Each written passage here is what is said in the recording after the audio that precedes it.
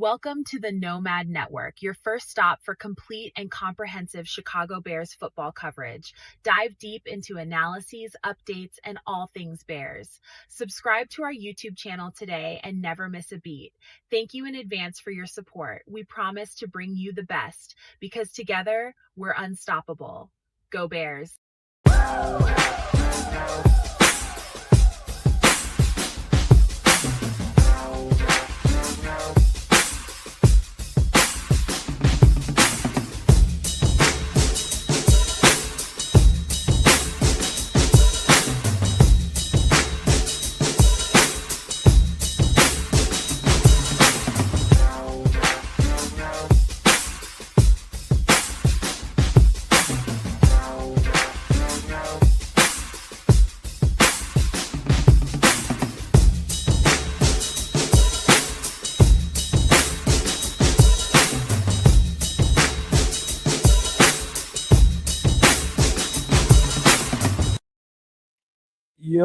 Yo, No Maniacs. Welcome into this Sunday night edition of Nomad at Night.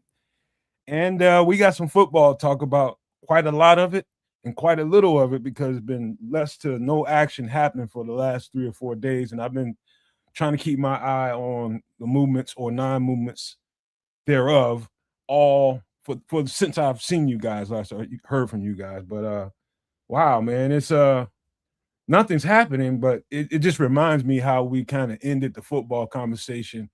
I think I might have been talking to kids when I was telling them, I was like, it feels like they're saving for a nice move somewhere, and not Max Crosby or anything like that. I think he's in Vegas for the year. I'm talking about something. I don't know exactly what it is, but it feels like they're waiting on something. But there's been no real activity other than the re-signing of Jalen Jones, which I like.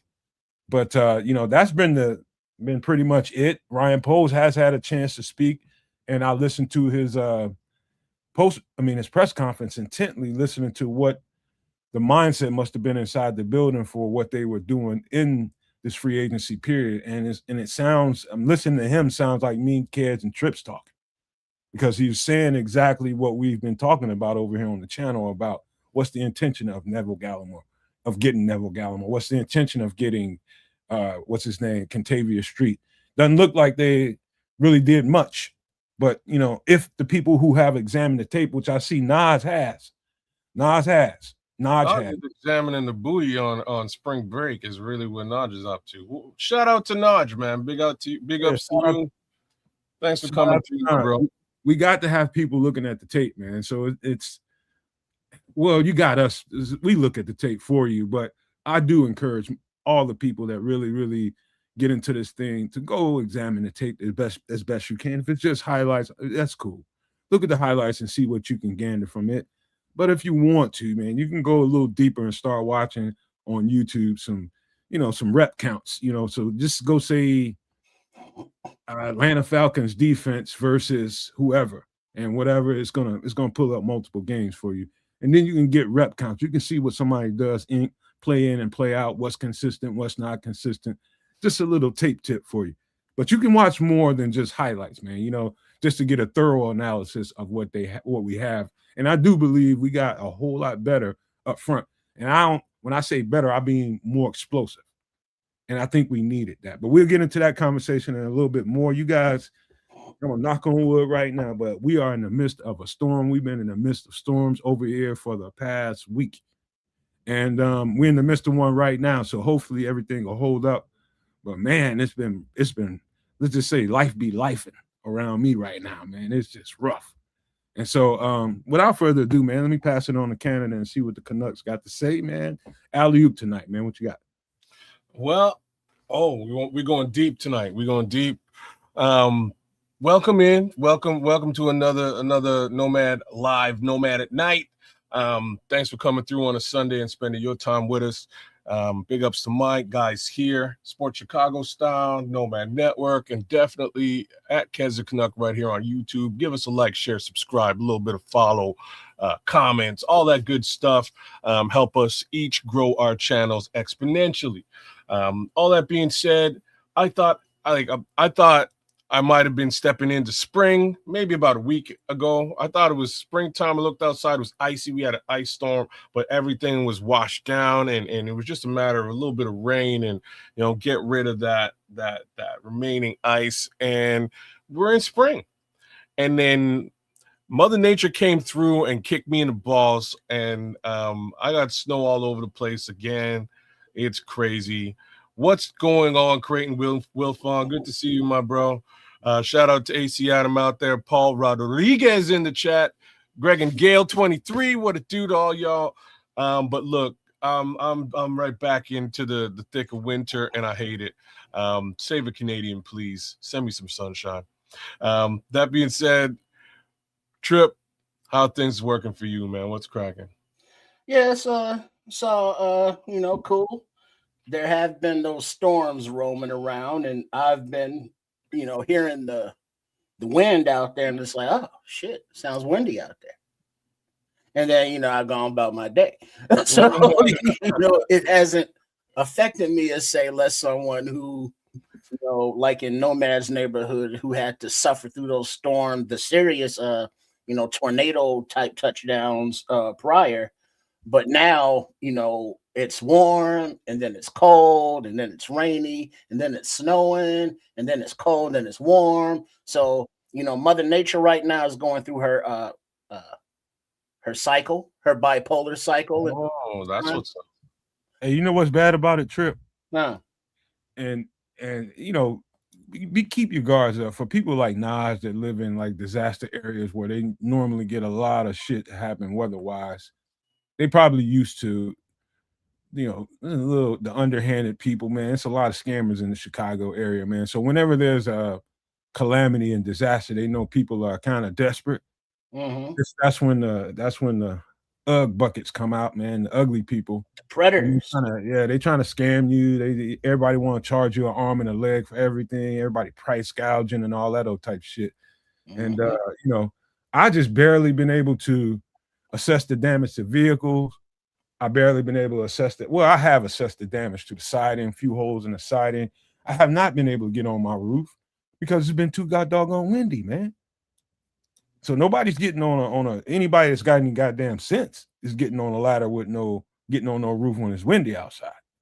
You know what I'm saying? So I don't know what's going on up there as of now. But you got scammers running around trying to take advantage of everybody. And I don't live in the best well-to-do neighborhood. So, I hate to see that when around people in this neighborhood where people are just struggling trying to get by. And guess what, kids?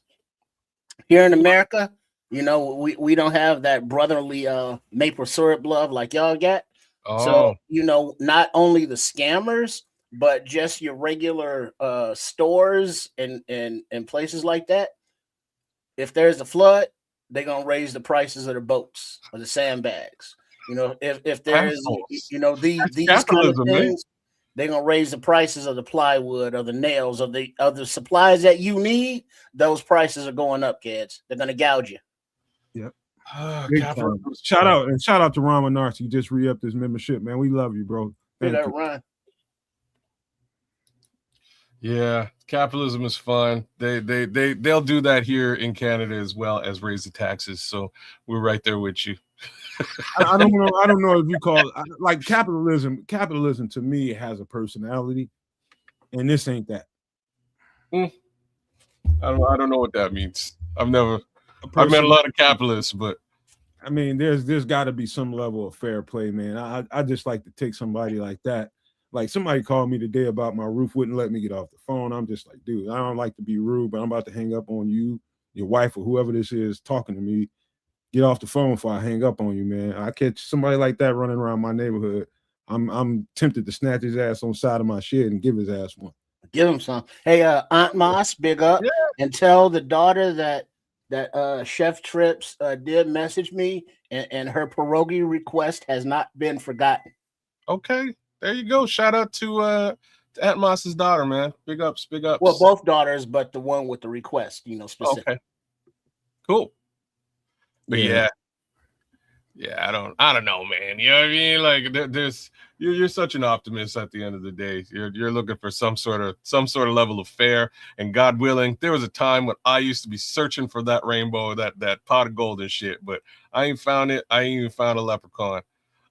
So you know, you Hey, just pray that price and shake your head and keep it moving, man. That's how she goes. I could tell you a pretty You let's found a just say leprechaun? less than refined version of Nomad.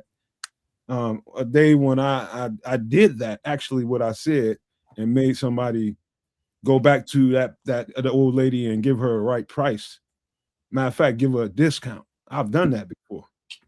Put a And you whooping on just, his ass. I ain't gonna oh, lie to okay, you. okay. You know, Well, you ain't gonna do that. You ain't gonna do that in my neighborhood. Not to know old people I know. I've been knowing my whole damn life. I'll whoop you. all right. Well, hope I'd like to send you out to go put a whooping on the Nasdaq and the SP 500, and we'll see how that works. Hey, it's only gonna last for a spell, but I got a feeling this is gonna be a bad downward trend because of the weather changes right now, man. This thing, I think, weather is just gonna get more and more worse and more dramatic and more extreme as we move forward. And I think we got to get prepared for that in whatever way we can. And some of that might have to be, you know, getting together and protesting and giving the S&P and all the people that run stock exchanges and all that across the world, give them an ass whooping by sitting this shit out. That ain't crazy, man. During the COVID lockdowns, there was a couple of grocery chains here in Canada. Like Canada kind of we kind of turned a blind eye to a very major grocery chain taking over almost a monopoly of grocery here in Ontario, here like where I'm at. So there's a few different chains, but this one chain has really expanded. And as soon as it was lockdown times, man, I walked up in the grocery store and I never seen prices like this before. Like I was like, this is crazy. Um, I could go to other stores and find relatively normal prices. But this one particular chain was just like, yo, y'all want to come through? Screw all y'all.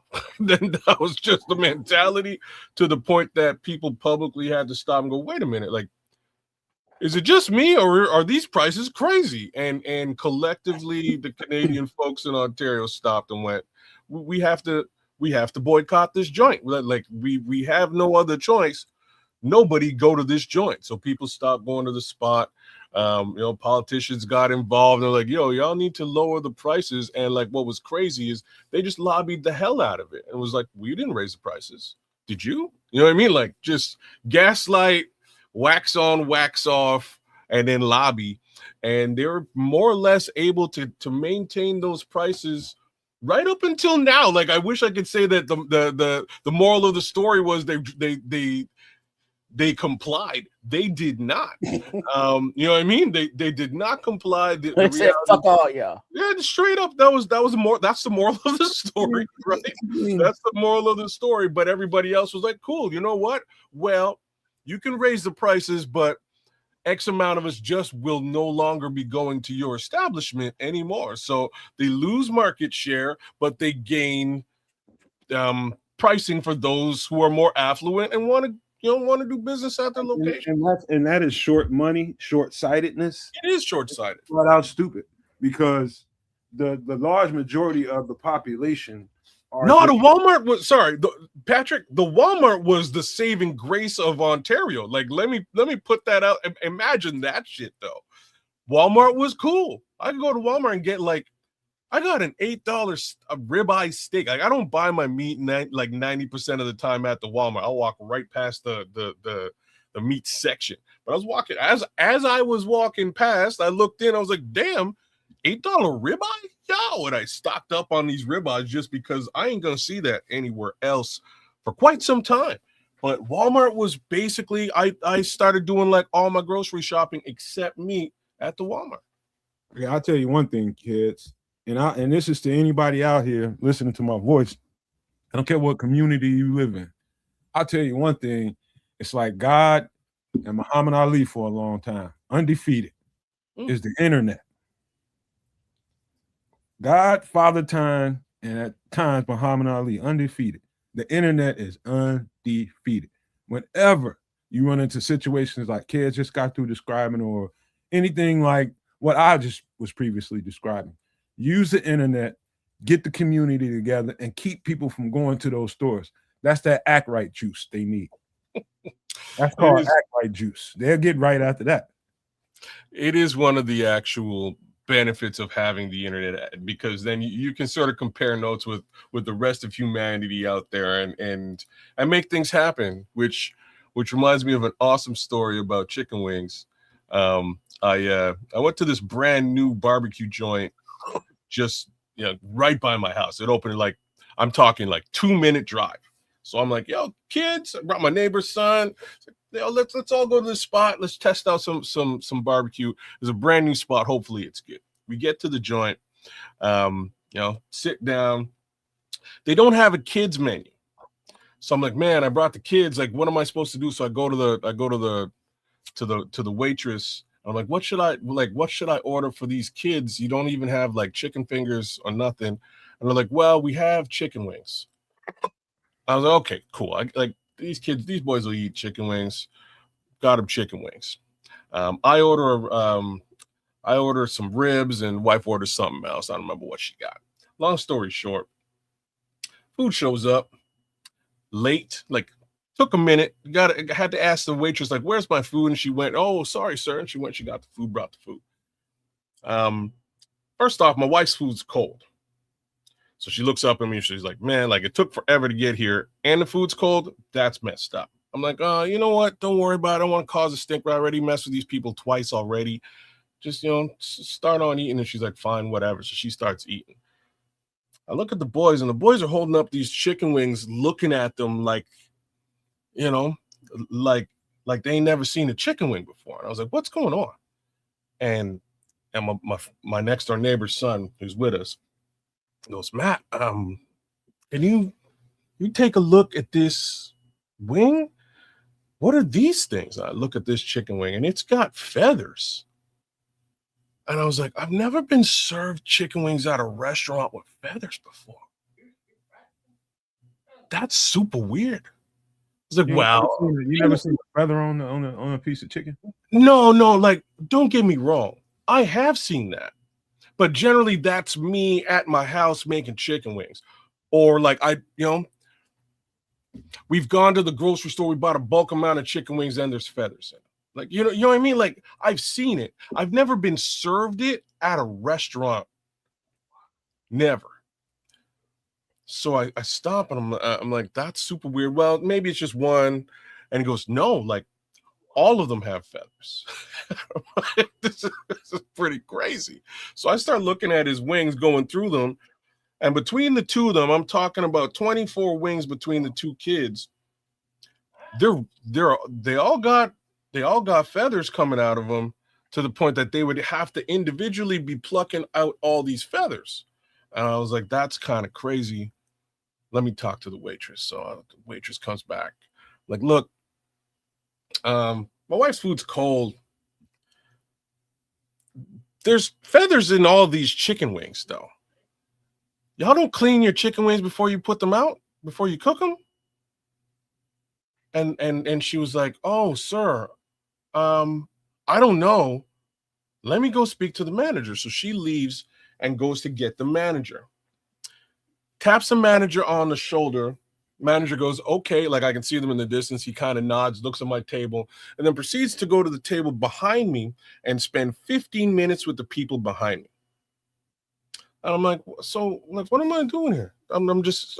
She went to go and talk to this guy, and I've wasted now an additional 15 minutes. Everything definitely cold now. Hold on for 1 second, kid. Hey, Philly Mike, he just takes a while to tell his stories. Kids is like that. That's just how he tells his stories, man. I'm sorry, man. I'm sorry. Moral of the story is, chicken wings got feathers. I ain't paying for a damn thing. So me and the managers start talking, and we start like we're cussing each other out. I'm like, bro, there's no way I'm paying for any of this. I haven't eaten any of this meal. I'm leaving. So I pick up and I leave. He comes racing out the door and he tries to square up with me. I'm like, okay, like we can go. Me and you, we can go. Kids, get in the car. We can go. He's like, I'm calling the cops. You can't leave. I'll fight you if I have to. I'm like, bro, we can go. If you really want me to pay $100 for a meal I didn't eat that was absolutely garbage, I'll pay the $100. But mark my words, it's not going to bode well for your business. And he kind of stops and he's like, okay, you know what? Just get out of here. So I leave and I put him on blast, man. I use that internet you're talking about. And no word of a lie, this place didn't last a month. Place shut down. Ain't nobody coming up in there to try and pick out feathers from their chicken wings. Easy. Come at me, bro. Come at me. Chicago is not, I don't know what it is. Like Philly, Mike, you can tell me what it's like in Philly or wherever anybody lives. But in Chicago, let me tell you something. Why the food is almost good unanimously anywhere you go. Yeah, you know, it's levels to it still now, depending on where you go. But on the general, food's going to be pretty good almost anywhere you go. You know why? It's because people don't play. They will run your shit out of town because if your shit ain't no good, you ain't gonna have no establishment for long. Because guess what? Even if you at the end of the block, you know, people will travel miles away to get something that tastes good if you don't have good customer service and or food quality. And people will go out of their way to hate on your ass and make sure you ain't got that. Man, I was one of them haters. I gotta say, I had to put it down on online. And like I'm telling you, man, this business shut down so fast. It was kind of shocking. But it's what it is, man. Clean your shit. Look, he'll knows it with the quickness, bro. With quickness, you'll be there and be gone, like poof, gone. Goof ass out of there. And like in that first year in a restaurant, like you need to be impressing people. You know what I mean? You need to keep things above board, man. Nope. Your establishment does not rise to the level of our dietary requirements. Bruh, like I seen bad things happen to. I just say I can't count on I don't have enough fingers to people I know, you know what I mean, that just half-ass went into business thinking just because they thought they was cool and they got, you know, a little popular around. Like you get one or two bad customers come in there, or one or two bad orders you give out and something's old or ain't done right, or if your shit ain't consistently good, bro, I don't give a damn who you are. You won't have no business in Chicago. And if you do mess up, you know, mistakes happen. Hey, I got a bad order. Oh, my bad. Apologies. Yep, you know, let us make this right. Yep. You know, here's some credit. You know, get this. And every time you see them, hey, you good? All right, cool. Man, you do it right, man. You treat your customer correct. Again, it is of the utmost importance in the first year of your business. If you're talking about a restaurant business, of the utmost importance. If you got to go back there and cook it all over again, you go do that because it's about word of mouth and what people are saying about your business, man. That's so important. But hey, you know, look, Philly Mike, I'm not sure if I care, but like this is what I do. If you're gonna come to the show, you're gonna listen to talk shit. You know what, Philly Mike? It took me a while. It took me some time to get used to how Kez dictates. You know, you are going to look. It's not like me. I'm pretty cut and dry. I'll get out there and just cut right to the point and just blunt. If he's going to watch the show, you're going to get used to me talking shit. So either like it or don't. Such is life. Love you, man. Love Philly. Big ups to the Eagles and all that. But this is a Bears podcast. So let's get down to some Bears. You're right, Gibby. You don't want those kind of customers, man. Like there's all the customers ain't right. Some of them just be out there on some bullshit, man. Just trying to bring you down because they down. You know, but you know, and then there's truth to whether or not your shit is consistently good. You might go in there one day and get something that's the bomb.com. A week later, you go in there and get something like, man, what the F happened? And you talk to somebody else, man, I went in there the other day too. That shit was garbage. And then you start putting two and two together. More and more people start talking about it. Then You got some splaining to do, bruh. Not explaining, some splaining. You better get your shit right quick, or you won't have a business. But you know what? Let's I think that's good for the pleasantries, man. We talked about enough. Let's get right on into. All right, let me just pose this question. I know Trips is going to be the most talkative here, and so I'm gonna just get this one to you first. Are you a little perturbed by the non-movement going on thus far to this point? Am I perturbed? Yeah. No. No. What? What? Come on. Okay. Well, here are the options. I try to wear many different hats. Make sure you're subscribed at RRSCS Sports Chicago style, and maybe you can understand if you know kind of thing. But also make sure you do subscribe to the Nomad Network as well as the Canuck, because we are streaming on 3 platforms right now. And I will tell you why I am not upset that bigger swings were not taken in free agency. All right, answer. Swings at who? All right, well, Hendrickson was a free agent. That fool got $30 million, you know. Yes, the Bears could have made moves, restructured some deals, kicked some money down the road, a little something, you know what I mean? And hollered at some agents and woo. You know, can we get a hometown discount? No. I like the way that Ryan Poles is being true to his word, slow and steady, going to build through the draft. We want young infusion of players that fit the schemes, faster, still talented, more versatile. We don't have that. So we got to replace all of that, depth included. The free agency period is good for those depth pieces. You know, like Gallimore, you know, like Street. Whereas you find a nice gem, you know, in a Bush as well as a Bryant. So you got a little bit of each. You got to trade for Bradbury, the new center. So all of that didn't leave a lot of dollars to spend. And you still got, as of today, 24 open roster spots to get to 90. So the cap can be manipulated, but we see with other teams that eventually that bill is going to come due. You know, it's only so far that can be kicked down the road before you get, you know, $50 million in dead cap. And now you're really handicapping your team. So not expending future capital, because remember, in the near future, we got Darnell Wright is going to require $20 million a year in the next season or for his extension. And if we do have the franchise quarterback, which we all believe we do, you know, Caleb Williams is going to get $50 million a year or something like that. And, you know, and that's in a season or two. So you got to start planning for that for the books, as well as fielding a talented team, you know, under that cap. So you have to be frugal, if you will. I know people don't like that word, but contrary to popular belief, where people is like, well, you got a rookie quarterback under, not a rookie quarterback, but a quarterback under his rookie deal. It's time to go all in and spend some money. And it's like, nah, that's not the plan of this front office and Ryan Poles. This was Ben Johnson's first goddamn year. Why is it all in now? No, let him get in, let him get the roster he wants and Dennis Allen wants, and then grow from there. It may not be on that same schedule that people like with the rookie quarterback deals and all that, but it is what it is. Oh, trip.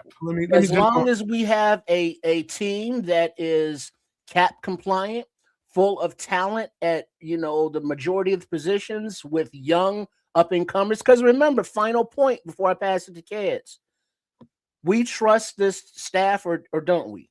That's the question. Do we or don't we? We saw the contributions that the last draft class had, you know, from top to bottom. If we trust this staff to develop young players, give them the young players they want to develop. And in a few years now, we're talking about, yeah, well, we want to re-sign this guy, but we can't afford him. So now we can flip him for picks and we'll keep this guy because he's a stud. Let the staff and this coaching staff identify and develop these studs, which is what we're dependent on them to do. So this is just a carry on from, hey, let Ben Johnson do his thing and trust him. Now, will the defense maybe take a little bit of a step back next year? Well, that's kind of hard to do because let's remember the defense was ass last season, except for those turnovers. So let's, maybe depend on the offense a little more to put up maybe a few extra touchdowns a game while the defense comes along, gets young, hungry, and cohesive, and then we can go from there and we can take the goddamn North and never give that shit back. So you got to do that slow and steady through the draft, and that's what the hell we doing, and I like it. Well, before you go, kids, let me answer this question, Ron. Good. I was going to pose a question back to you, but go for it. Well, because Trips asked me this late or somewhere mid-show Wednesday night. I think he asked me. He says, and Ron says, how would you grade the Bears free agency? And that's with 24 open roster spots. And I'm glad Tripp pointed that out. That's almost impossible for me to grade, because with that much not there. I mean, I can see if we only had they graded negatively. Grade it. Well, here let me share a little something with you while we're discussing this. Go ahead and keep talking, Nomad. But what you have on the screen right now is an updated roster: offense, defense, and special teams. The color coding: blue is this trade here for Bradbury, the center. Free agent signings of Khalif Raymond, Jedrick Willis, Contavious Street, Gallimore, Bush, Lewis, and Bryant. And then are they healthy? Running back Deion Hankins, Deo Odingbo. He's motivated, but is he healthy? Shamar Turner, TJ Edwards. Probably going to be on the pup most of the year. Ozzie Trapillo and Noah Sewell. And they re-signed Case Keenum, Theo Benedict, Jordan McFadden, Braxton Jones, Daniel Hardy, DeMarco Jackson, Jalen Jones, Elijah Hicks, and Luke Elkin. But now looking at this, can you see that okay? It's pretty decent. You can blow it up a little more if you can. Yeah, you can make it a little bit bigger possibly, but all right. But now looking at this roster, take a a gander at the depth. DeAndre Swift is in his last year.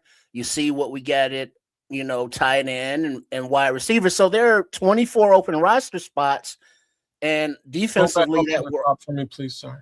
Go ahead. Thank you. Okay, continue. All right, now just defensively, you see this grouping we have here, and I know that they're, like Smitty Q and the one bruh from Green Bay, FGB, who are truckers on the road. And real quick, give me two of them, and keep it double nickels. You don't want Smokey on your ass. But so we're gonna try to keep reading stuff that's on the screen. So that's what we're looking at now is the roster. And so looking at that, while we're here, kids, Nomad, just looking at this roster, where we are now, and Nomad talked about free agency, just think about what we need in this draft. So I'm before I say any level before I give this any level of grade, I'm gonna kick it back to Nomad because that's where the original question was from Ron. If we're missing 24 spots today, we are going to secure maybe five to six. I believe it's 5 spots in this upcoming draft. What do you grade where we're at today? I know you're saying it's almost impossible. I get it, but given the reasons why it's impossible, I assume you'd probably have to take a couple of points off the grade. Well, no, not really. I'd say if you wanted to wanted me to give you a letter grade, I'd say a B right now, and I'll tell you why. I think it's the defensive front is improved for this reason. It got more explosive. It's quicker, it's faster than it was the last time we set eyes on the Bears football. And that's more, let's just say it's a multiplicity of beneficial for everybody around those guys that are, I'm talking about the edges. They'll be able to play a little bit faster because of offenses having to pay so much attention to these quick, fast these guys with this burst up front, those guys are going to get home a little bit easier because they'll see more one-on-ones consistently. I don't think people are thinking about that. When you got quick, powerful, fast defensive tackles, that opens up the whole game plan. I think that's what they were trying to do. It goes back to what I was explaining about the difference between, let's say, some of the slower, bigger guys on the defensive front versus the smaller, lower to the ground, quicker guys that can kind of get under blocks a little bit and create more havoc. That's a benefit to not only the edge rushers, the linebackers that are playing behind them, because they're going to slow down the whoever's getting the ball in the backfield. So it makes their job a whole lot easier. They get to play downhill a little bit more faster. But also it's going to speed up the quarterback.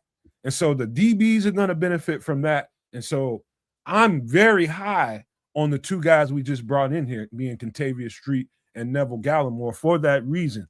I know what it's going to bring to the table. That speed, that explosion is going to make things happen that we weren't necessarily seeing on a constant basis with all the D tackles we had up front last year. Tell me. All right. Now a follow up before you go, kids, to that question, Nomad. Of these that we see on the roster of the back end, like your Kalinick's, Ishmael at tight end, offensive line, Miles, Hergel. On the defense, Jeremiah Martin, Jonathan Garvin, Jamri Chroma, Nephi Sewell, Dominique Hampton, and the defensive backs of, Terrell Smith, even Dante Manning, Javarius Owens, Dallas Flowers.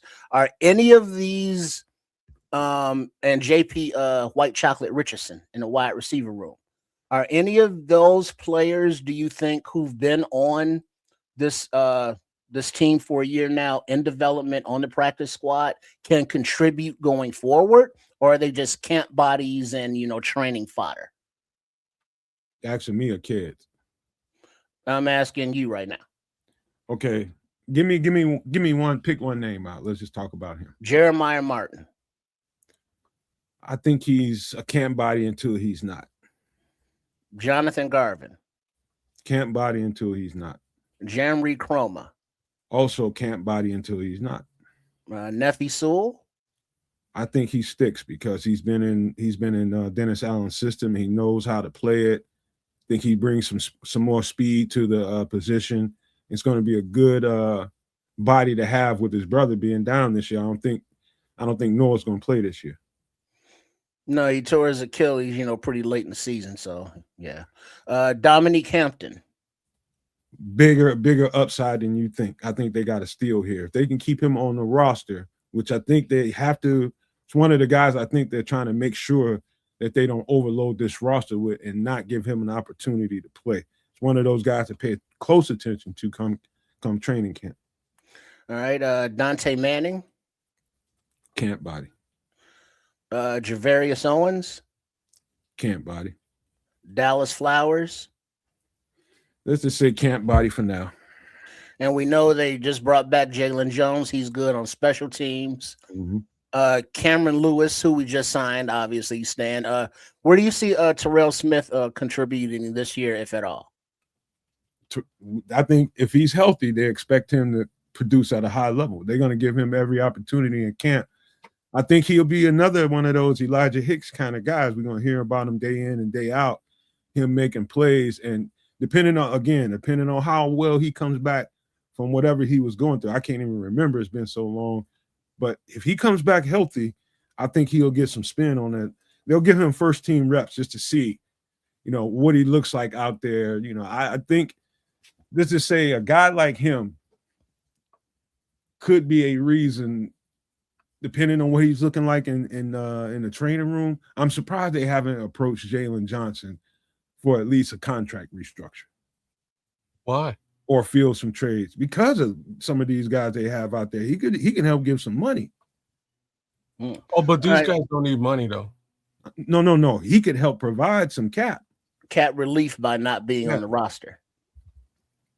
Now, I'm not calling for it. I'm just saying I'm surprised. Right.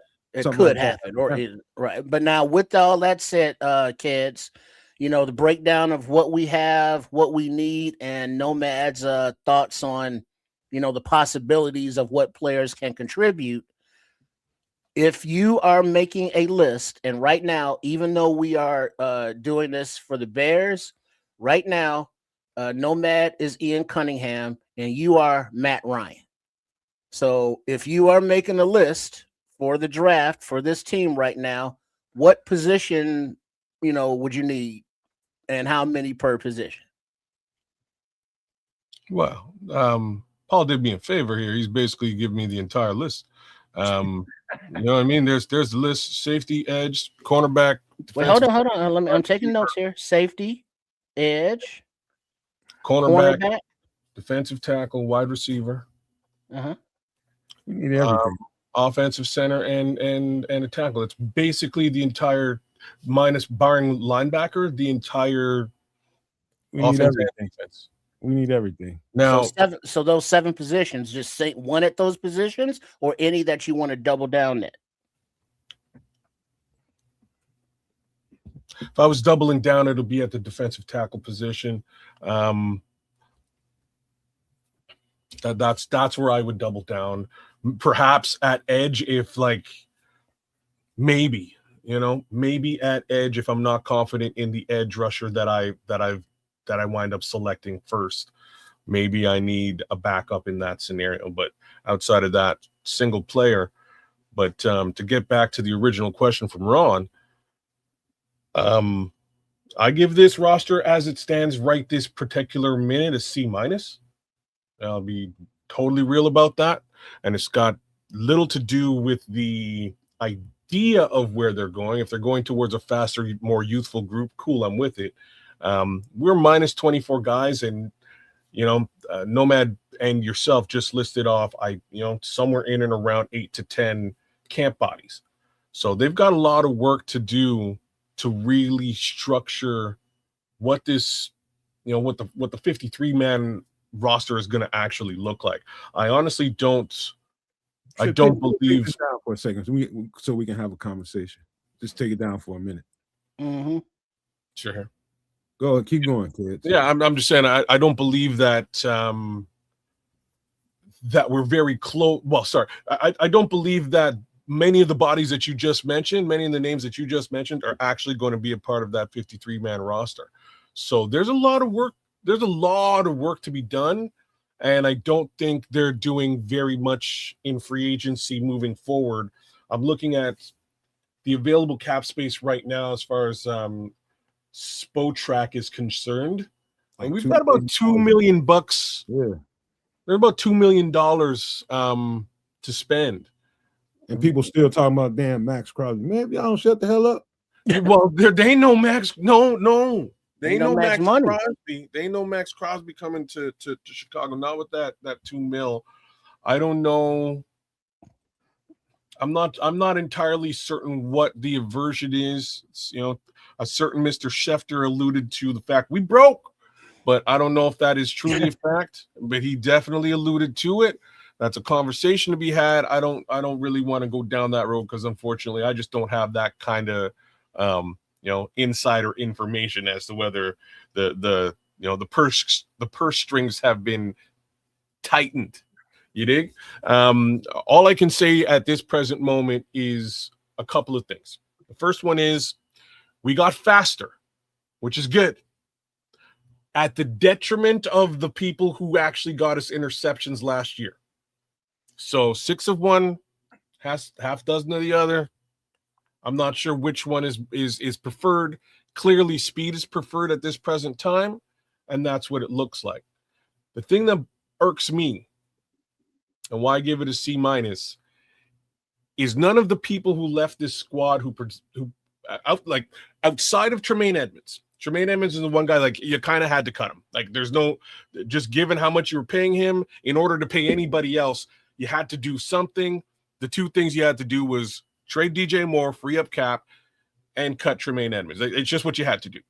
But the remaining guys, who all contributed in some capacity, not a single one of them left this team for much more than they were making on the team.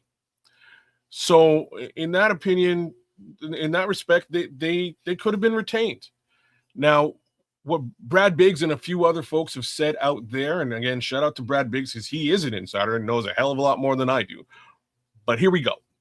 What Brad Biggs alluded to was the fact that, so you look at the market for these guys and what they were able to get on the market, and this is like the respect that the NFL has for these players. This goes to show, how thank you, like how good these players are, again, from a visage perspective across the NFL. And that's why you get a $5.5 million contract when you leave, or that's why you get a $5 million contract when you leave. 1 year deals. And a 1 year deal. Now, I am going to say this, though. When it, and this is what's not being taken into consideration. When a team cuts a player or lets a player languish from a contractual perspective, of course, the NFL visage is going to be negative, right? If you let your Pro Bowl safety just walk without really negotiating with him, folks from an outsider perspective are going to look at that and go, well, why should we negotiate with this guy? Why should we offer him? His own team wouldn't offer him. Nashawn Wright's own team wouldn't offer him.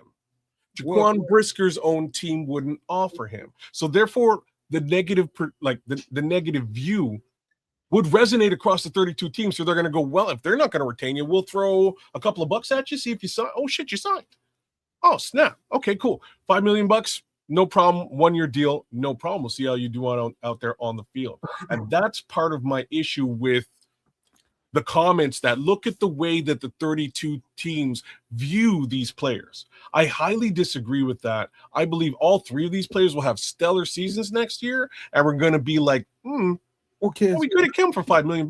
Let me help you out here, man. And I'm going to take you guys into my mind and what I've been thinking about this whole time privately. I'm going to open my mind for you all, kind of get into a psychological mindset here. And I'm going to go back to, the NFL has always been and always will be a copycat league. They see trends and they copy what the next team is doing. And they just seen a young ass team like the Seattle Seahawks with a young roster take it the whole distance with the stellar defense and depth. I'm going to say that one more time. Take it the whole way with stellar defense and depth and ability to run the ball. With that kind of mindset, now let's take it to the big table with the big dogs. You got Ryan Poles, you got Dennis Allen, you got Ben Johnson, you got the I forget the guy's name, Stein, whatever his name, the money guy. He's sitting there at the table. I think his name's Cliff Stein or something. Cliff Stein. Okay, so you're sitting there and you're going through the gamut of things on the board. You're looking at all possibilities. You got it all up there. You got free agency. You got the draft. You got your roster and who to sign, who to prioritize. They're going through the whole gamut of things, which takes time. So it looks to me like Cliff Stein is the loudest person in that room because he somehow convinced them that, hey, spending heavy in this market is going to cost us long term. And it looks to be that way. I didn't see Ricky Pearsall being able to get $20 million. I don't think he's worth that off of one good season. No. I don't see, there's some big contracts that were given out here. Like Jalen Phillips, I like him, but $20-something million a year, not that much.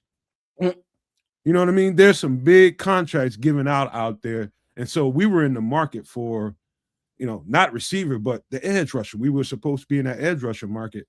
And I think that kind of went haywire a little bit. And so as these things were going on, I'm just taking you into my mind how they must have been thinking as these things were playing out. As they're answering phones and they're calling people, they're looking at the market develop. And somehow I think Cliff Stein was able to keep them off the ledge because the market was getting rich. Hey, where's Mr. Jewish? Big up to him. Now, speaking of the market and being rich and Kez wanting low market share people, what do you think about the contract for the left tackle? You just tore me off. Hold on, I thought you were done. My bad. Go ahead. I was just getting to this point, and to the point of Trips telling us that I didn't realize there was that many roster spots open until he said that. And so now you add all the things up I just said into having 24 open roster spots, them kind of being, keeping the horse on its reins and not jumping out there and being aggressive. Now it makes sense to me to have 24 open roster spots. And I think, and this is just what I think there's two things that's in play. Either they're saving up to do some kind of big move defensively, to make a trade of some kind, or see if they can do something in that department. And I'm talking about maybe for a defensive tackle or something like that. Maybe an edge, I don't know. Something like that.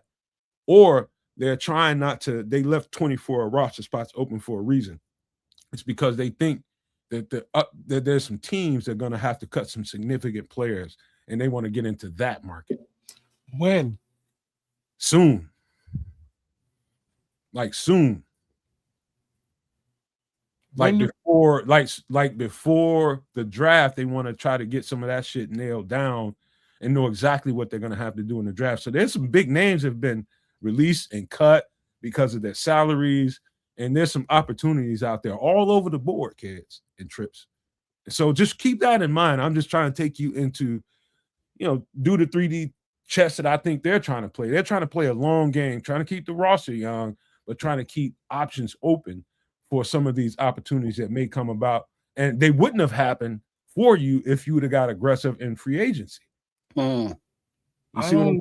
No, I don't. I'm not sure, but I'm not going to refute what you're saying either, because I would have to see what you're saying actually play out in order for it to make sense to me.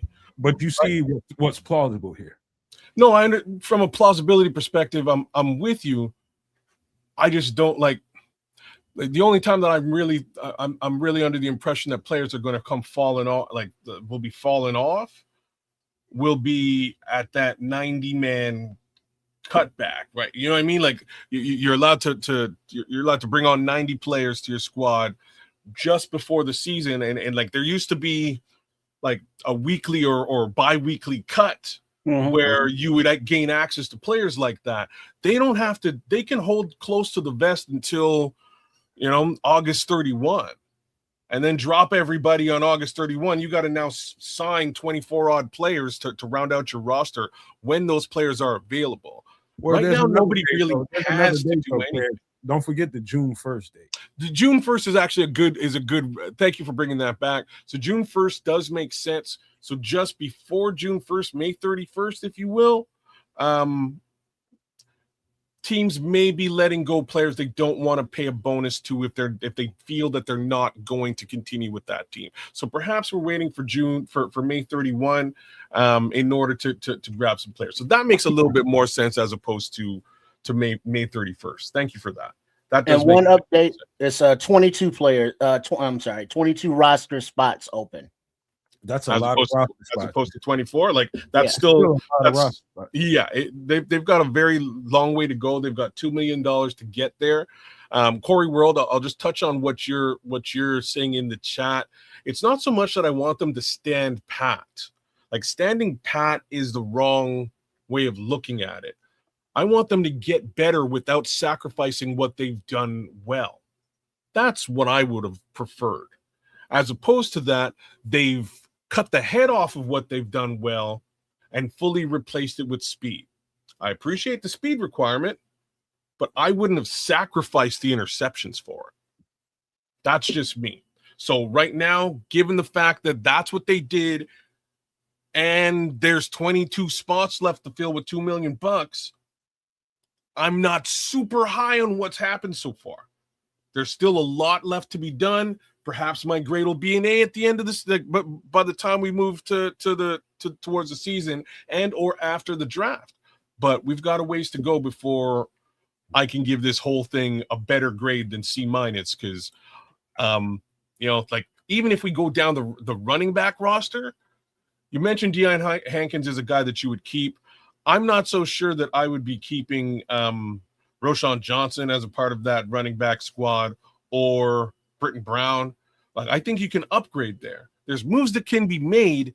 They're just not making any. Well, hold on, Chris, before you put that up there. Just give me one more second to talk about something. This is the last thing. I'll just pull that down. This is the last thing.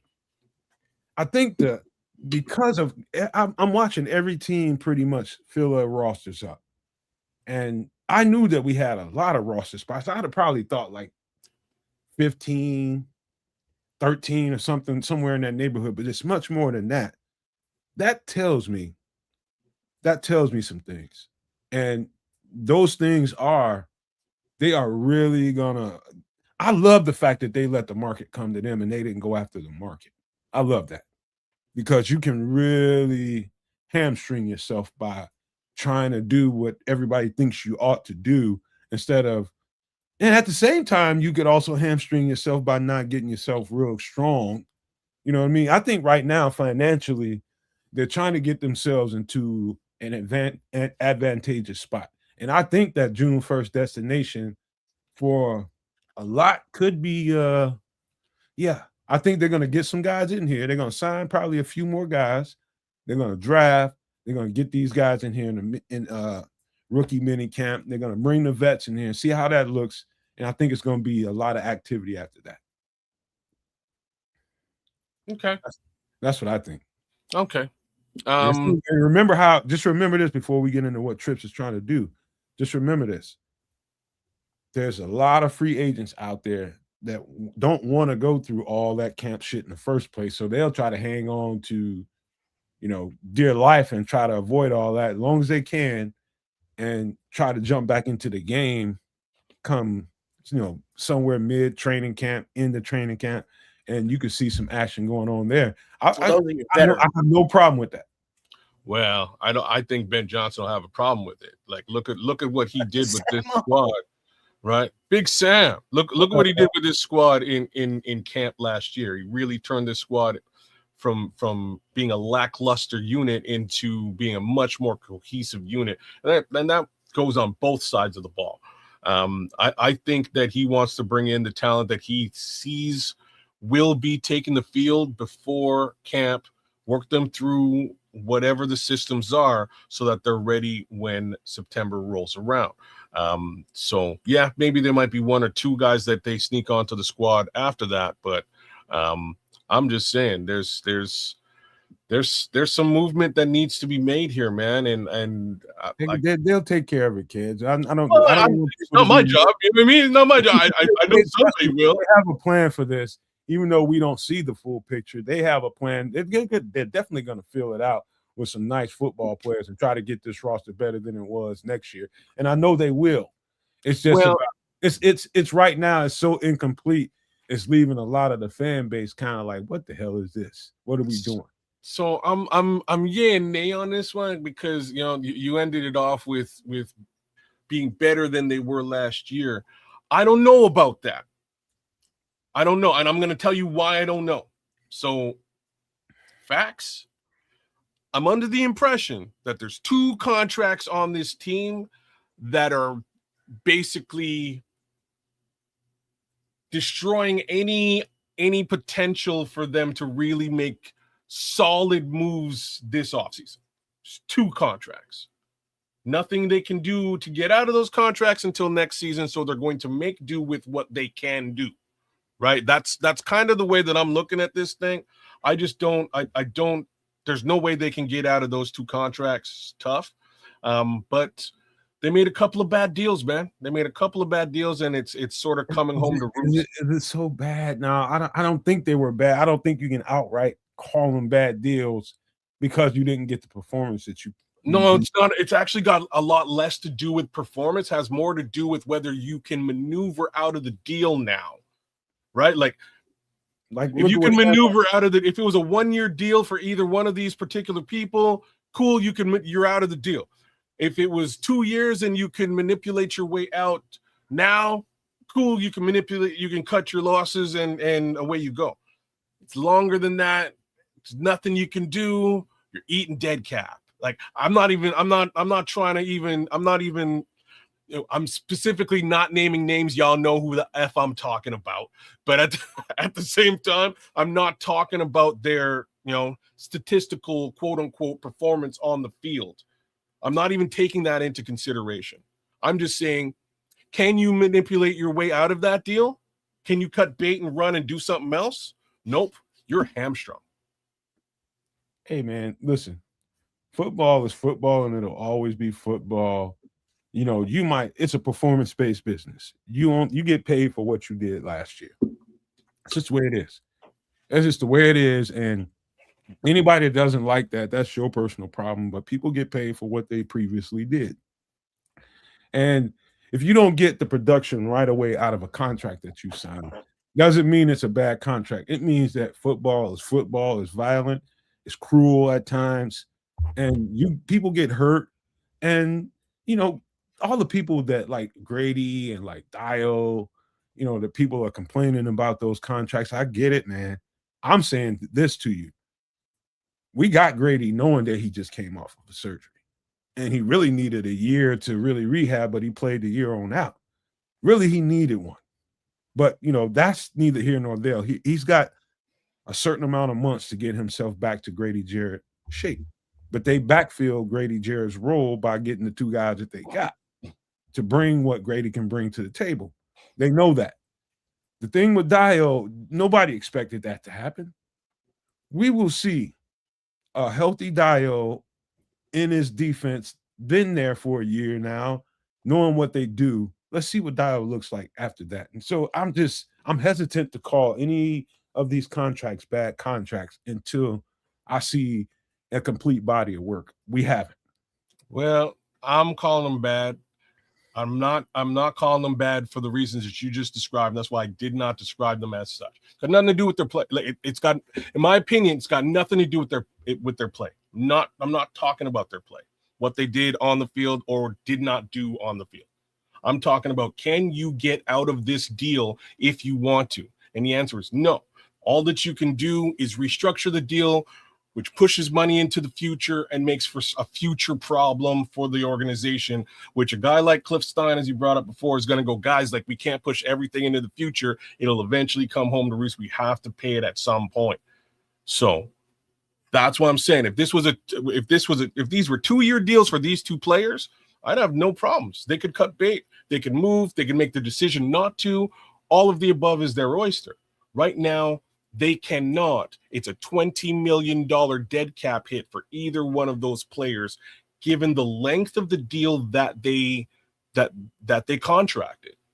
That's what I'm talking. I'm literally talking dollars and cents and not. Who are we talking about in specific, man? So you just brought up the two guys. You know who I'm talking about. Well, it'd be good for the shorts if you mentioned them. I'm trying. I'm doing it very purposefully. Because you got to put your name on. Let me put my name on it, and you don't. But you did. You put your name on it. I'm not trying to talk. You wouldn't. I only did listen to me now. I'm not trying to talk ill about these two players because I don't believe that. But you don't want to be on a short and be wrong. It's got nothing to do. Why would? No, I don't give a shit about that. Actually, you might. I've been wrong a million times. I'll be wrong again. You and I'll admit to it. And all three of us are one. Plus Samo, we all one. So whatever you say, we got to live with it on the channel. So that's fine. Like I say, I'll follow my own sword. I'm a big boy. I'm not afraid of that. I'm saying straight up. I'm trying to do the thing that you always do, and that is like not talk trash about a player when I don't have to talk trash about them. I don't have to throw darts at, you know what I mean? I don't have to throw darts at these particular players. There's no reason for me to do that. I'm talking contractually what Ryan Poles signed with those players has hamstrung this team in 2026. Period. That being said, I understand. We're talking about the, that firecracker inside the contract that could do a little bit of damage to a finger or something like that. But they can also, like Samo was saying in there, man, they can fix those contracts. They can fix them. They can't. Here's the thing. It's understood, but after 26, they can fix them and can get out from under.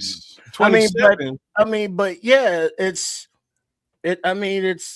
they've been here what, a year? I mean, unless they're doing 1-year deals, there are no real exit strategies that soon in the contracts. They could have done a 2-year deal. Let me give Ryan Poles a little bit of the benefit of the doubt here now, in that respect.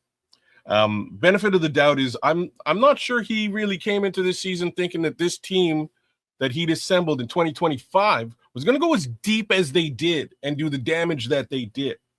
These guys were long-term additions to the team, and that was his idea initially. I want these guys around for a long period of time. Oh, snap. Without these two guys for the better part of the season, this team actually got relatively deep into the playoffs. That's wild. Hey, I got a question for both of y'all before we get into what Trips has got cooking up for us. I got a question for you. I'm gonna list a couple of guys. We talking about rework contracts. We talking about Grady. We talking about Dial, possibly Montez Sweat and Jalen Johnson. Of the names I just mentioned, who do you think would be the least likely to have his contract restructured? Because you got to remember, these are signed contracts on both sides. They agreed to terms. And so the player has to agree to have his contract reworked in the first place. So that's not just, I walk up to your locker, hey, Jalen, hey, Montez, we're going to restructure your contract. No, we're going to ask you if you can restructure your contract. So of the names I just mentioned, who do you think is least likely to want to restructure his deal? Least likely to want to? I'm gonna jump right on out there and say Jalen. Yeah, I would say Jalen. Because I think Sweat wouldn't mind. You know, he's solid, 10 sacks a year. He's getting, fair compensation. He's whatever. But Jalen, I don't think is actually, long for this team. I think after they can get out of his deal this year, I think he's gone. So this is an interesting question. With respect to Jalen Johnson, if I was Jalen Johnson and they came up to me and they started the restructure conversation, my retort would be, so like extension and restructure or just restructure? That would be my retort. And if they went, oh yeah, no, we just want to restructure you, I would tell you to go pound sand. Okay, so you're still skirting. That's how I would handle. You think is most likely to be? Most likely not to? Like, it's probably still Jalen Johnson. Unanimously. It's probably still Jalen Johnson, because if I'm Jalen Johnson, I'll stick around. I'll make more money up front. And if you want to extend me out, I'll be a Bear. But and it's not because I'm not going to be a Bear. I don't want to mess with my contract. I want to get out when the getting's good. And it's not because Jalen would be wrong for not wanting to. I wouldn't blame him. You agreed to the contract. You paying me my money. You paying me all my shit, and I ain't waiting for it. I could see Jalen having that temperament. Well, it's less. It's not so much that he'd be waiting. He'd probably get more money up front, and it's just the way that these restructures to work. Your point, because he probably doesn't see himself long for the team. So what the hell am I doing something? But that's why if it was me, I would ask the question. If we're going to extend and restructure, cool. Like, I'll be here longer. It's in my best interest to do a team friendly thing. So move my money up front, and like, I'll be here for a longer period of time. No, I'm not going to be here longer. You just want to push the money up front, so likely you're going to get me off the team. Nah, I'm good. Yeah, but now, Patrick, I'm not trying to lead up to why he should be traded. No. He's lying. That's exactly where he's trying to be. No. I love Jalen Johnson. What the fuck would I want him traded for? I'm just talking about possibilities. I know what Jalen can bring to the fucking table. I love Jalen Johnson. Y'all tripping. I mean, but now the thing is, you got to remember, if you look at just between those that aforementioned weren't mentioned in the name of Jared, the motivated one, and Jalen, how much cap does that free up by those three contracts right there by not being there? So let's get into the other three guys. Montez Sweat, same conversation. And if I was Ryan Poles, I'd be going, look, you had a pretty decent season last year. I'm willing to restructure and extend. That would be my conversation with Montez Sweat. I think it would go over perfectly. Now you get to Dio and Grady. You can't. If you push their money up front and have to deal with it on the back end later on as an organization, you still haven't seen what you need to see out of these guys to do this, right? Like that's where the problem lies with Deo. That's where the problem lies. You didn't get now we got to go into the stats conversation. You know what I mean? Like the conversation I was trying to avoid in the first place. But if you have those numbers and you have some sort of body of work that I can lean on, I can go up to you and go, okay, cool. Like I'm confident in what you're going to bring to the table. So I'm going to push your money up. No big deal. We'll catch it on the back end. We believe you should be here for at least the next couple of years. But if all hell breaks loose and he isn't able to perform in 2026 for whatever reason, and you desperately want to get out of this contract, you've now pushed up and paid out the better part of that contract already. It's smelling like Nate Davis now. Oh, Lord. Please, Lord. I'm just talking contractually. Please, Lord. It's contractual. It's a contractual conversation, and it's very Lord, two things look similar. Lord, not Nate Davis, man. I'm just saying. I hate to go back down that road. It's just contractually. All right, Trips, you can get ready to fire up your activity here, and you can give everybody an update on what we have and what you planned on doing there. I hope we didn't steal all that thunder. No. No. While I set that up, I'm forwarding something. I just came across something, and while I'm setting it up, I'm sending it to kids and them because it looks like that the Bears are. I'll just read the first paragraph. Hold on, let me get my spectacles. What the fuck are you laughing at? I'm laughing at it. How do you pronounce it? Spotrack or Spotrack? Asking for a friend. Ed's the Canuck. That's he got the neck hangers on him too. That's a good well, yeah, because when you put him down, it's like you already know where they at. What the fuck are you laughing at? Nothing. It's so goddamn funny. Oh. All right, give us the news, man. What you got? You got an update? Do I need to do breaking news? Well, no. Chicago Bears rep versus the NFL. The Chicago Bears BDL, I don't know what that is prepared to launch an investigation and lawsuit versus the NFL on the grounds of the NFL's failure to abide by federal law employment discrimination under Title VII or Section 1981. We understand that the Rooney Rule is a company policy, but the lack of compliance by the NFL further supports discriminatory practices found throughout the league, such as the Brian Flores case and many others. The Chicago Bears currently meet all of the qualifications of the JC2A Rooney Rule that was modified to include draft compensation towards teams that develop minority candidates toward their promotion elsewhere in the league as head coach or executive. Since Ian Cunningham was promoted from assistant to general manager for the Atlanta Falcons, the NFL owes draft compensation toward the Chicago Bears. But the NFL and Roger Goodell have refused to abide by their diversity policies. On what grounds is the precedent being set on?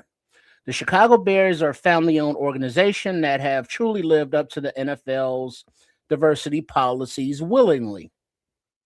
The Chicago Bears is one of the original football teams that has been around since the genesis of the NFL. The Chicago Bears are not involved in any illegal activities that may forfeit draft picks, such as tampering or Epstein allegations, though we find it odd that teams involved in these cases still maintain all of their draft capital. Thus, our team of lawyers want to understand on what grounds did the NFL break its own diversity policies. Why are the Chicago Bears losing their draft compensation? Falcons executives and team president Matt Ryan has stated multiple times that Ian Cunningham is in charge of football decisions and operations. We demand answers from the NFL, the NFLPA, and the Department of Justice Civil. The NFL should be representation of people from all backgrounds. It saddens me that we need to. It's more devastating, blah, blah. Give the Chicago Bears their draft compensation that they have earned. Their staff and organization is a model representation of what diversity looks like within the NFL. Okay, go back in that story, Trips. You Mm. said something about DBL term that they are using. They're filing this shit under some term. DBL. Yeah, the Chicago Bears B period D period L period is prepared to launch an investigation and lawsuit. So what is, I don't know what the BDL stands for. Bear Down Legal. BDL. I'm looking for it. Oh, you just got that one. No answers from me because they're going to be off color. I'm assuming it's some sort of lawyer. Okay. Some sort of legal firm, legal. You mean Big Dong Legal? Remember the conversation we had? It must have been big dick lawyers. Come on, dog. Come on. I'm man. sorry. He did it first. You couldn't help yourself. I couldn't. It was right. It was low hanging fruit. It was right there. All right, man. You know what else is low hanging fruit? Your balls, because you old as fuck. Dripping in the toilet when you sit down. Yeah. But listen. I remember this conversation at least 4 weeks ago. It might have started, and I kind of got a little fiery during the show because I watched the show again, and it came up, and you guys were upset about it. You know, I think Samuel was on here, and I think a week or two after that we had the conversation again because he was talking about it, Trips was talking about it, and a couple of weeks later it came up again. I think Trips was still mad about it, and I was getting mad at y'all for being mad about it because I'm like, y'all mad at the wrong thing. Y'all should be more mad at polls for not fucking standing on the table about it. And it's a time to be humble, and it's a time to be a little demure in your attitude when you're dealing with corporate stuff. But then there's also a time when you just can't be. I don't think we live in an age where you can be taking shit from people, because people will continue to do things to you if they think they can get away with it. And so I felt like it was Pose's thing to deal with. You know, you don't allow the league to do that to you. And good on him for, you know, whether it was behind the scenes, obviously it's behind the scenes, but good on him for putting a foot down here and saying, you know what, you ain't finna treat me like that. You're gonna give me what we are owed, period. Or we gonna have problems. Well, I think he took some bad advice and tried to keep things a little bit hushing behind the scenes, and he didn't want to be the squeaky wheel, if you will. And that unfortunately wasn't effective. You know what I mean? Like, that did nothing to make any sort of effective change. You know, the media asked him about it, gave him the opportunity, gave him the floor on a couple of occasions to actually, hey, like, how do you feel about this situation? And he kind of downplayed it at every turn, including saying that he didn't really understand the purpose of it. But in the end, fuck Bears tax is probably the best thing for me to say. Like, I'm kind of sick, and hopefully Ryan Poles is sick, and I'm sure all y'all fans out there are a little bit sick of little slight BS that generally happens to the Chicago Bears. You know, just slight little things that happen for no good reason. There's never any explanation, and we just have to eat it and be humble. But did you see Ryan Poles' reaction when they were talking about the signings of the free agency, and he was talking about them? And a question came from the media about the comp picks and the lack thereof, rather. He said, "Don't ask." And Poles was like, "Hey, yeah, we're gonna talk about that shit during the owners' meeting, so I'll get back at you." Mm-hmm. You know, but he was obviously perturbed, and I'm not sure if this is an actual lawsuit or where it's coming from. But from Poles' reaction during the free agency thing, you know, even though it's over in the eyes of the NFL, no comp picks for you. You know, I don't think the McCaskies and or Poles are done chirping about it. I think they should chirp, and I'm you know, I got to give Ryan Poles some applause. Ryan Poles, Kevin Warren, George McCaskey, whoever all put put the You brain know, trust together to go and fight this thing a little bit louder, because like the reason why I'm applauding it is the way that you read that, man. Whoever wrote that, I'm looking at it on X as well. Whoever wrote that down, it really reads like some straight up, like, racist is a great word, but very specific fuck you Chicago Bears stuff. Like, we just ain't giving it to you because we don't want to. And if we wanted to, maybe we're not giving it to you because of Ian and we don't want to support the rule. Maybe we don't want to support the rule because of Ryan or because of like, I don't really have a viable answer to like offset this besides the word racist. Like, it just screams, it's their own rule. call it what it is, man. I'm calling it. You know what I mean? I'm calling it. It's your own rule. Well, how you just gonna go against your own rule and not give any kind of like, not have any kind of discussion about it? Just just like, fuck those guys. Yeah, we just supposed to just lie down and take that shit. Yeah. You just be humble, eat that, and we're gonna give 4 picks to the Steelers and another 4 to the Eagles. And I'm not trying to sit here and say that they aren't deserving of what they got, but gee damn, like, give the Bears what they deserve too. Hey, I like, all I know is this. I know that he was Post was getting hit. He was right in front of the the fire truck hose during press row when he was at the combine, and everybody was asking him about that because it's hot as shit at the time. It's still hot, but not as hot as it was then. And the ruling hadn't come down, and I can tell, and that's one thing. And he was still being a little humble, dismissive about the question, trying not to say much.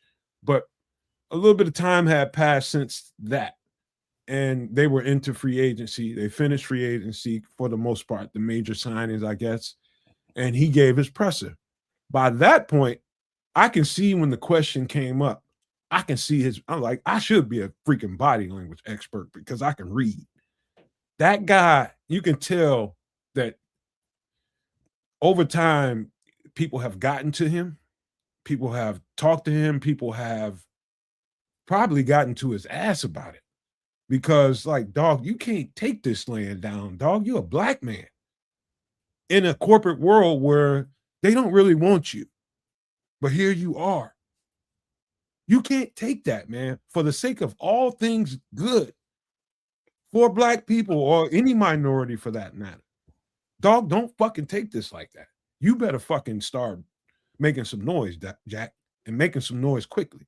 And so he didn't actually do that, but I can tell he was perturbed by it. But they've been moving behind the scenes, and we didn't know it. Well, he wanted to speak at the owners' meeting and try and have some sort of a forum about it there, and clearly, nothing happened there either, which would then lead the. Well, they haven't happened yet. Oh, when's the owners' meeting? Next week or the week after. Okay, perfect. So maybe they're just making a little bit of noise before that so that they understand that this is real. But here's why you bring the lawyers into this is this creates a legal precedent where anybody can circumnavigate the Rooney Rule moving forward.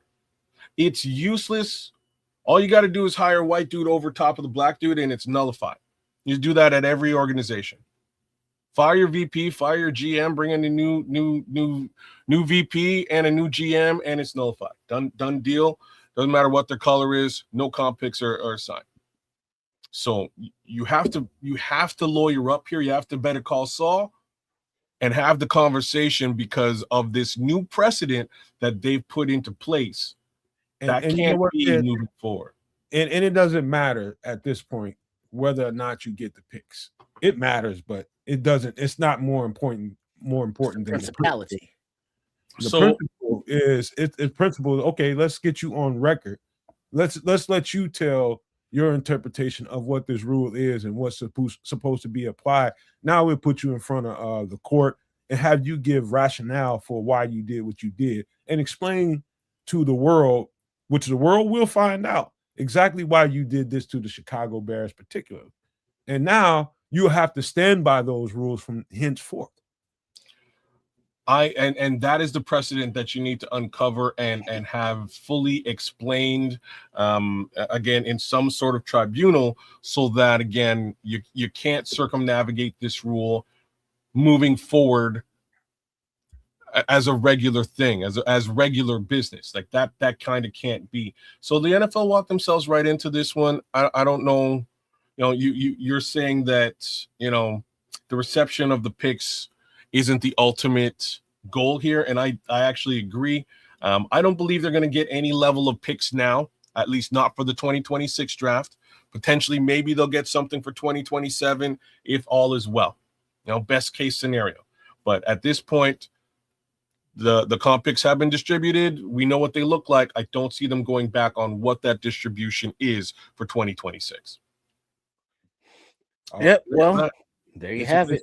It's gone past the picks now. It's about precedent. Just like Samuel was saying, it's about precedent. Now it's about the principle of the thing. And we ain't gonna be the team that you rolled over to just be able to do what the fuck you wanted to do. No, we're gonna stand down. Mhm. And I'm proud of the Bears for being willing to do that. I am too. I agree. All right. So as we move into the mock draft kind of thing, let's take a look, because I know like Samo and a lot of the people came in a little late. What up, Charlie, and everyone else? But let me take a gander here. All right, now looking at hold on. Here, looking at the roster, 22 open roster spots, and somebody had a question. Do you think Tyson Bagent would be traded? Well, you got another story first. Sambo wanted to know where you got that story. Kids, I'll send it to you. Could you? I got you, Sam. I'll send it to you right now. Okay. Yeah, Tyson Bagent. It could be a possibility because they had a top 30 quarterback visit or scheduled one with the Rutgers quarterback, Benangai's quarterback. So who knows? But looking at the roster, 22 open roster spots, and we took a little inventory. And so far on the draft list that they put together, safety, edge, possibly 2 of them, cornerback, defensive tackle, possibly 2, wide receiver, a center, and an offensive tackle. And if I'm correct, that is 9 spots, right? I didn't count them. I was looking at the chat. What'd you say, man? Yeah, that's 9. So, and that's what we're gonna look at now in the draft. We're just gonna do a draft, not a whole offseason, because the offseason is still being put together. Yeah, updated. There you go. So now we close that, and then we will go here. And now the only stipulations that I have, being realistic, I think that Ryan Poles, IRL, will trade down out of pick 25. Do you think that's a fair assessment? Well, I don't know. It's hard to say now. Depending on a couple of things, depending on if the position of need is there, if the position of need is there, maybe not. If the offers aren't there, definitely not. So those I would say if they'd have gone heavy, if they'd have met the market, and I mean when I say meet the market, they'd have gone heavy into free agency. I think you're in a position now where you kind of trade down because you really feel some needs. Okay, now with that said, and 22 open roster spots, do you want to put it like this? The only stipulation is I'm saying that I'm thinking Ryan Poles is going to trade down. We got several weeks until actual draft time, so you can do different mocks. And at home, Samuel's already done like 50, 60, 200 of them. So, just for this scenario, we're trading back after the first round. And if you want to do any subsequent trades, that's fine. That's up to you, but you got to go back through the first. So we got 7 rounds on, we got random, and we're going to fire it up. All right. So Can you see that okay? You good? Yeah, I'm good. All right. So you ready to start? Fire it up. Send it. It's sent. All right. Now, for those wondering, some of the stars I put in previously as on, the big board for scheme fits and such. All right. So now you have 6 offers. You can here's the thing. We're at pick number 25. And we have an offer for pick number 26 and a future second rounder. So move back one spot to pick a future second rounder, but that's still not out of the first round. So you could trade back one spot and then do another trade back to get out of the round. Follow me? So I'm with you. The only one that I would do here is moving back 30 and grabbing an extra pick in this draft. Everything else is future, which is great for 2027. But we got a full football season to play, and we're short 20 odd roster spots. So that's the one that I would select. All right, so move back with Denver from 25 to 30 and pick up 62. That's what I would do. Hey, before we go any further, let me address something real quick. In this post pre-draft, and people were talking about Tyson Bagent. I've seen quite a few in there. I'm just going to throw this little nugget out before I let these guys go ahead. I think Tyson Bagent is a little bit more valuable in a trade post training camp. So, let that sink in. Well,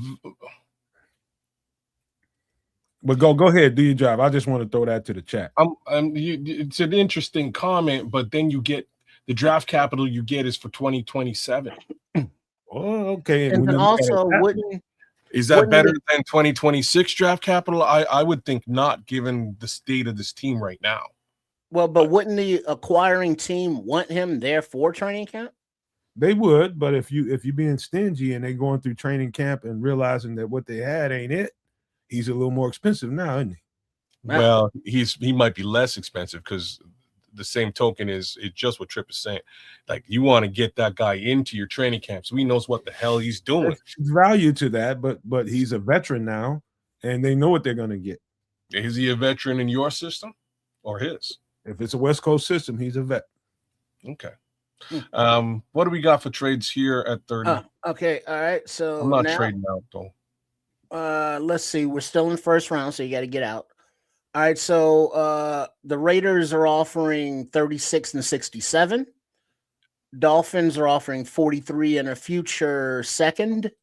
And the Saints are offering 42 and a future second. So for this draft, it would be the Raiders offer. Let's take the Raiders offer. I really wasn't going to do that, but if you want me out of the first round, we can get it. All right. Now you are free to do what you need to do, will and dealing wise. Now your picks after those 2 trades, you have 1, 2, 3, 4 second rounders, 1, 2 third rounders, a fourth rounder, and 2 sevenths. All right. So ready to go. All right. This is your board right now. Do you want to see any more trades or do you want to pick? I want to see the trades, but I don't think I'm going to. All right. You got 2 offers, one from the Colts to go from 36 to 47 and pick up a 78. And with the Vikings to go to 49 and pick up an 82. No, that's okay. Those are actually both very good trades, but let me see what we got here.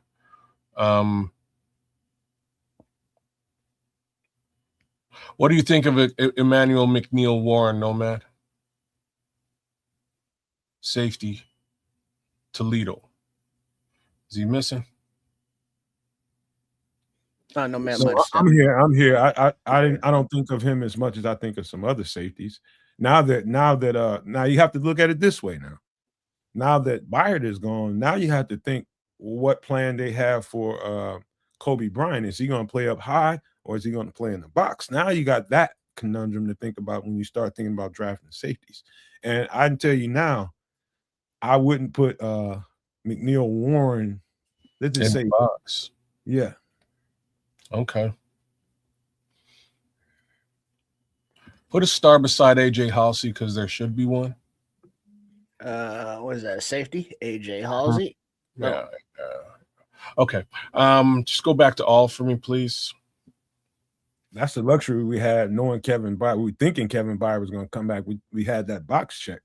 Now we got a little conundrum here.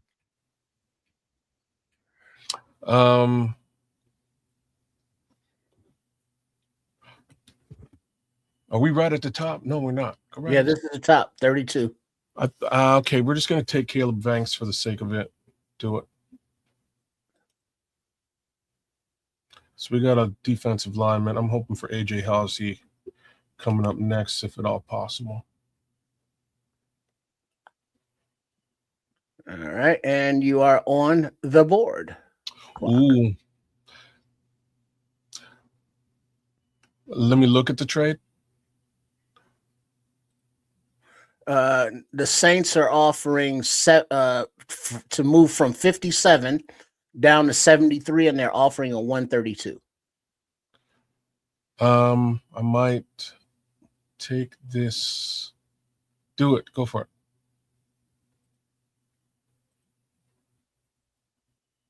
All right, now you're back on the board. You want to pick or see the trade offer? I'm gonna select here. We're gonna take AJ Halsey with this pick.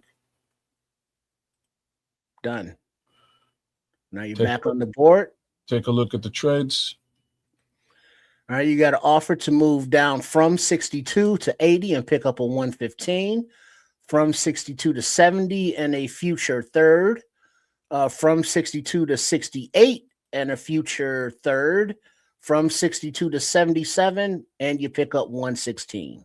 Don't like any of these. Let's go back to the draft. I don't, guys. We're I don't gonna take Malachi Lawrence. I haven't heard about his foot being broken. People are talking about Caleb Banks' foot is broken. Yeah, he just had surgery. He did break his foot. We're Yeah. gonna take Malachi Lawrence here, please. With us being so light in free agency, I don't know if you can draft an injured player like that. Well, it's happened. And that was a total accident. I forgot he busted his foot. He busted his foot at the combine. These guys are right. Yeah, because they were talking about he had shoe issues, and it turned out his foot was fractured. Mm-hmm.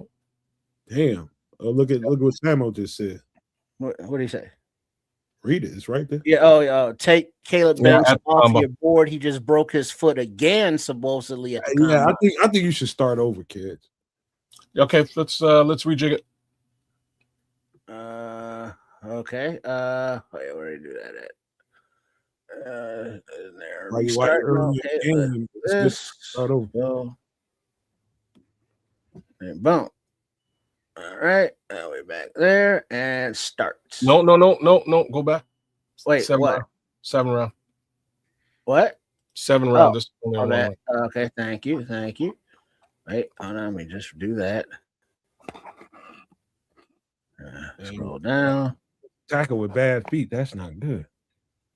No, bueno. Wait, what am I doing here? I just want to go to the draft. With bad feet, it just get worse. There you go.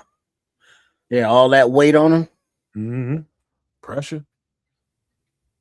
All right. Other fat people trying to move other fat folks. You're gonna be in trouble. Yeah, I forgot about the Caleb Banks foot thing. And that's that red flag. Got to pay attention to. It is an important one.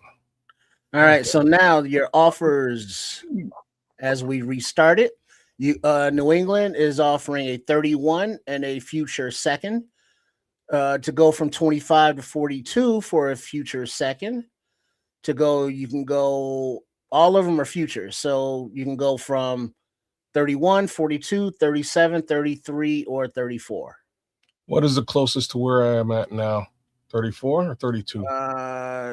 31. 31. All right, 31 and a future second rounder with the Patriots. Okay, that's completed. Okay, now your offers, you can go from 31 to 47, 49, or 42. Sarah says, make it realistic, man. Well, I mean, this is. I'm just clicking it here. It's just these are We're the gonna trade take. offers popping up. We're not creating anything. We'll take the 42. Hey, All right, hey. now Whoa, you whoa, are. whoa. Before you do it, Samuel says counter offer for something in this year. Can you? Try it. Let's see. No, there is no counter. It's just Yes, accept. there is a counter actually. Back up. Where is it at? The little pencil. Oh, there, right here. I would have countered in the first for 25 because I want something for this year. Well, we got to set it up. So what do you want to put in there? So we're giving them 31. I want your 48 and your what's the third rounder? 79. Yeah, that's what I want. All right, wait. You want what numbers do you want? We're trading with Seattle, right? That's what we're trading with. Was that what this was? Samuel Well, said see, that's not a counter offer. That's a create trade. So go down to So New Orleans. Click on the pencil to the right. a lot of comments. They trying to guide you in here, man. There it is. Okay, there we go. Samuel All right, said- now New Orleans. Okay, pick number 2.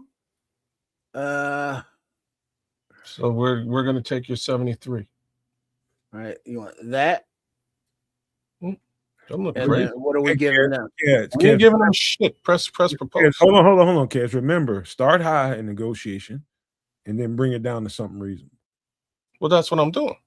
Okay. You teach me how to negotiate. I'm just, hey man, hey, listen, smart guy. I never negotiated before with somebody about some kind of shit. Rejected. Difference of 17 points. 17 points. So I could offer them a late round pick. So let's offer them like one of our 7th round picks. We got 2. Yeah. Well, that says value 1. Mm-hmm. Well, so I mean, we want pick 42, correct? Okay. And you're giving them 31. And you know what? It doesn't have to be 42. Go to 132. I'll accept your 4th round pick because I like the counter trade idea, man. That's good. This is what really happens. So is this what you want to offer? yes, take off the 7th round pick, please. Mm-hmm. Hell, they can give us a little more. Give them both. Give me both your 4ths. Let's see if that works. Now you're going crazy. Okay, it's still better. Let's go. Accept it. Took it. Difference of 13 points. Okay. All right. So now you have the picks of this draft of 42, 57, 60, 89, 129, 132, 136, 239, and 241. This is garbage, but let's see what I can do with it. Here we are. What's garbage? I need more. I need better picks than that. I'm probably taking Zion Young right here, but let's look at these trades one more time, see if I can get anything better. Lean on your horse a little bit. You can go with the Vikings from 42 to 49 and 82, or 46 in the future. No. Let's take that Vikings trade. I hate the Vikings, but I'll take this trade. This is actually a good trade. All right. Damn, missed Zion Young. I was hoping he would squeak by, but that's okay. We're gonna take Jacob Rodriguez with our first selection in the draft.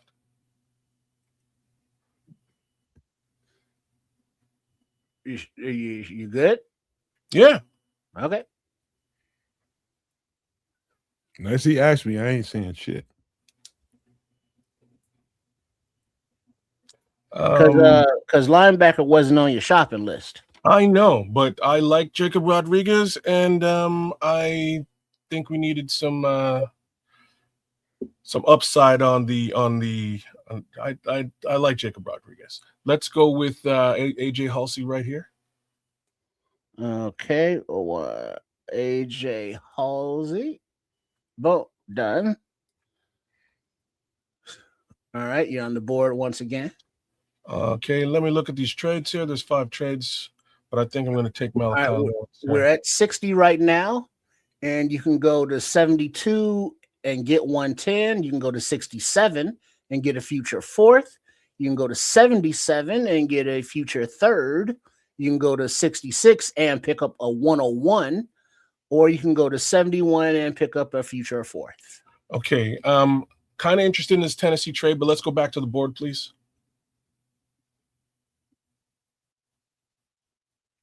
Mixed reviews so far in the chat. Damn. Well, of course, because we And screwed we up. need no damn linebacker. Let's take Malachi Lawrence. Right, We don't need a linebacker first for sure. Well, he was best player available, in my opinion. Okay. All right. So far you have selected inside linebacker Jacob Rodriguez, safety AJ Halsey, edge Malachi Lawrence, and you still have 2 more thirds, 3 fourths, and 2 sevenths. Ooh. You know what I'm going to do here? We don't need him either. Yeah. Let me see that trade just for shits and giggles. To go from 82 and the offers to back up to 91, and you pick up a 126. Okay, no, I'm fine. I got enough picks. Mike Washington, it is.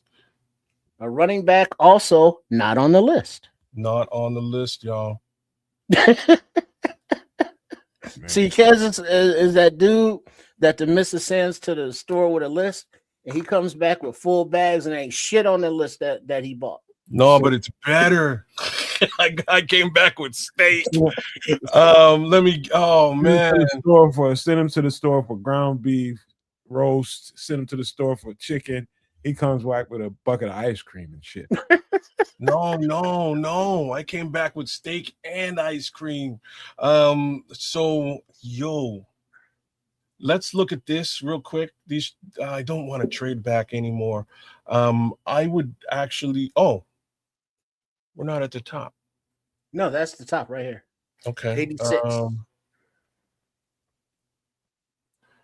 Like it's probably going to be the wide receiver here. Scroll down though. No. Don't go back to all. I want to see all. Scroll down. Oh, Grayson Halton. What's our next pick here?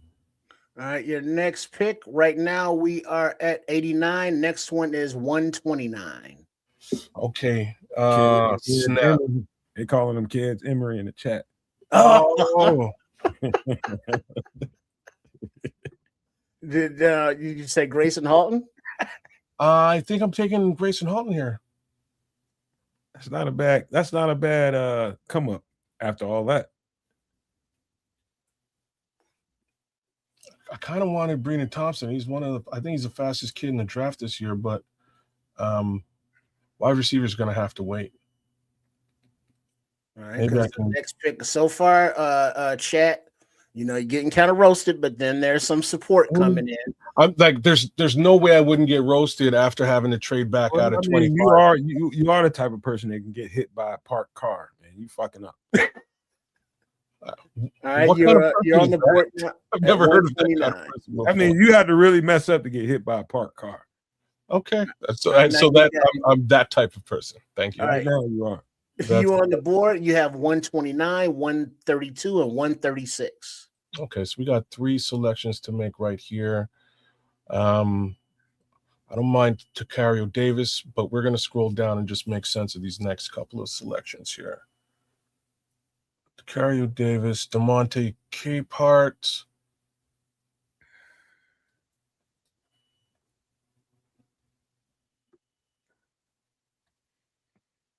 Okay, scroll back up for me slowly. People are telling you to check the receiver group. Yeah, check the receiver group. See if I want to see if Bryce Lance is still on the take here somewhere, or if he's gone. He's probably long gone. Yeah, he looks like he's gone. Yeah, he's not. Yeah, there he is, right here. Oh, he went just before us. Yeah. Okay.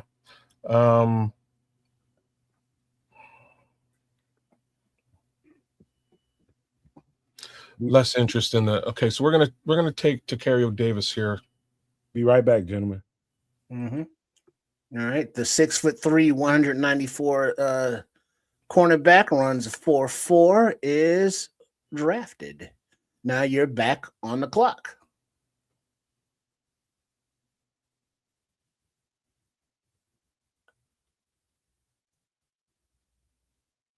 So we've got a safety, an edge, a linebacker, a running back, a corner. What else was on that? Like everything was on the list, but what else was? What am I missing off? All right, you got a linebacker, which wasn't on the list, Mhm. a safety, which was, so you check that off, edge, you got one of them, so you may want to get another one. You got a cornerback, that's checked off.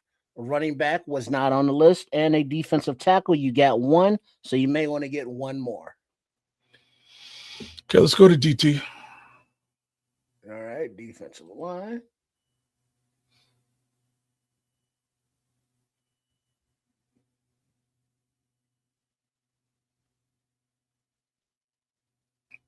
Okay, go right back, right to the top here. I've Nomad, heard, you with us? Or are you gone? Oh, he's gone. I've heard good things about the Zane Durant. Well, we can keep looking. I've heard a good thing about Caleb Proctor, obviously. Oh, Proctor's there. Click on Cape Heart for me though, please. Cape Heart up here. 6'5", 313 pounds, 4'8", 40. Strengths, prototypical build, enormous arms, heavy-handed defender, powerful punch, dominant bull rush, effective versus centers, 2 gapping potential with arm length and play strength, one of the best run defenders in the draft, drive blockers into the backfield when isolated, stack, peak, and shed blocks with ease. Offensive line can't move them without a high-level double team. Versatile fit for a 4-3. Under or 3-4 defensive end, game wrecking upside, weaknesses, struggles with leverage, playing too tall, pass rush plan lacks polished moves and counters. If bull rush does not win, he doesn't win. Limited to early down work currently, rotational reps limit evaluation sample, must incorporate more hand counters, 6 seasons at Clemson, raises age concerns. Limited sack production in his 3-year career. Okay, close that. Now, like Samo in the chat. I got back. I'm here, y'all. Just so for the record. Okay, well, we're asking, like, I guess now Samo in the chat, and Matt. Kids is looking at defensive tackle because he's gotten one and he wants to pick up another one. We just went over K part. So like out of these tackles on the board, kids, go ahead and ask your head scout over there.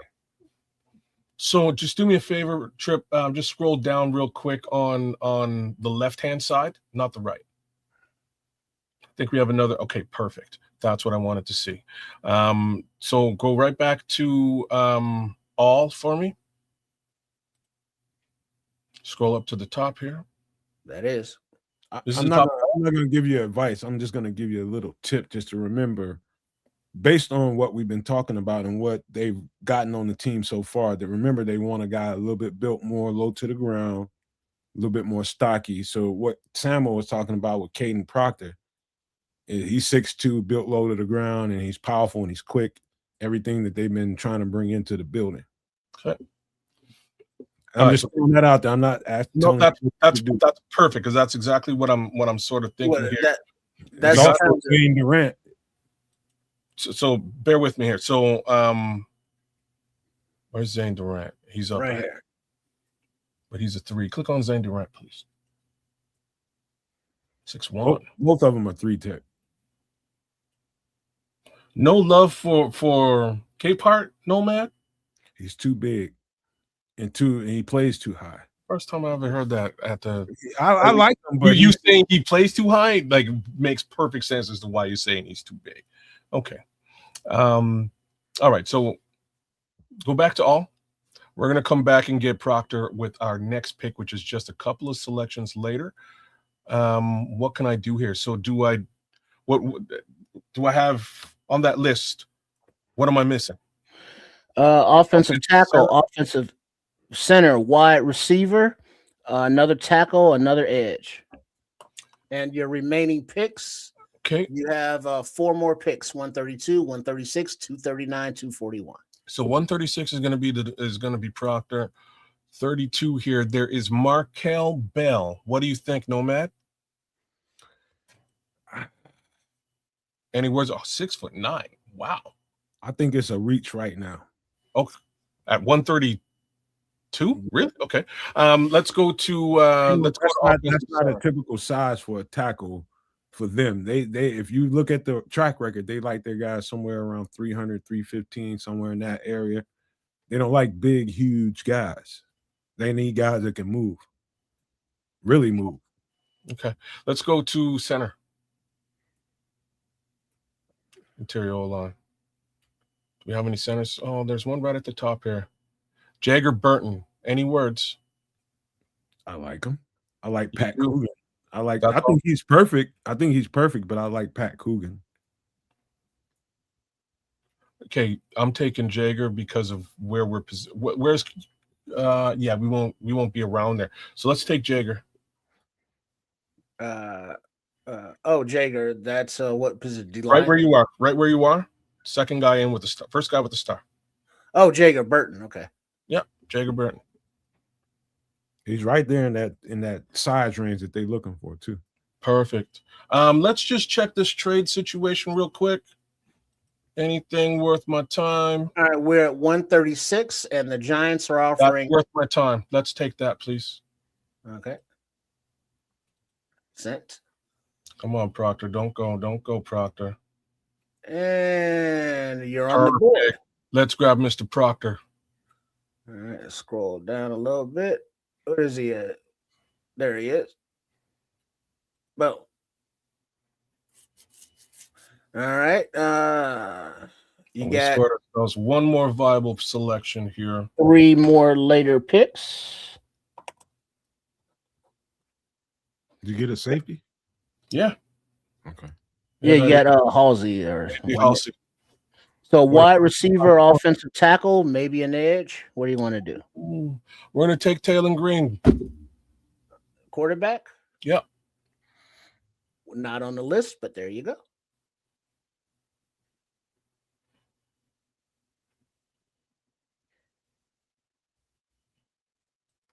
So far you have a linebacker, safety, an edge, a running back, a 3 tech, a cornerback, a center, 5 tech, and a quarterback. You do not have an offensive tackle or a wide receiver at all, and you had 2 picks. That's fine. I can select both of these 2 final selections, and we can call it a day. Except I'm probably not going to take the tackle. Oh, the tackle's right there. Not somebody Nomad would. Not somebody Nomad thinks highly of, though. Who? You're Nomad. Of Keegan Trost, yeah. Who told you I didn't? Because he's not starred here. But if you do think so, tell me now. Yeah, star him. Well, so much for that. I drafted him in my draft. Did you really? I did. Well, guess what? We're going to draft him right now. Oh, sent. Now you're back on the board. Now you're on wide receiver? No. I'm going to take John Michael Gillenborg. Oh, tight end? Mm-hmm. All right, and done. All right, so you did not get a wide receiver, and I believe you only got 1 edge. Yeah. All right, so your picks. All right, you got a B grade, and in the first round, check that. Your first pick, linebacker Jacob Rodriguez, safety AJ Halsey, edge Malachi Lawrence, running back Mike Washington Jr., defensive tackle Grayson Halton, cornerback Ticario Davis, center Jaeger Brown, defensive lineman Caleb Proctor, quarterback Taylon Green, offensive tackle Keegan Troost, and tight end John Michael Gillenborg. Do you think, chat, does this draft move the needle for you on this roster coming in 2026?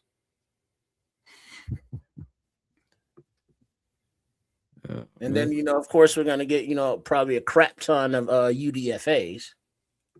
I actually really like this draft at the end of the day. Kind of hit everything I could hit out of the out of the pick 25. If I'm still at pick 25, I make the selection there. Or I trade for more capital within the draft. Because I traded for future capital, kind of hampers everything I was trying to do. But in any event, I upgraded your linebacker core with Jacob Rodriguez. Upgraded your safety situation with AJ Halsey. Malachi Lawrence is I was kind of, after not being able to get an Akeem Mesidor at 25, I needed to get an edge. I think I got a bomb-ass edge in Malachi Lawrence. Running back, I don't like what we have going on in the room outside of Swifty and Manungai. Mike Washington is a game changer at the running back position. I don't know about the other two guys. Grayson Halton, 3-tech. We need some help at the 3 position.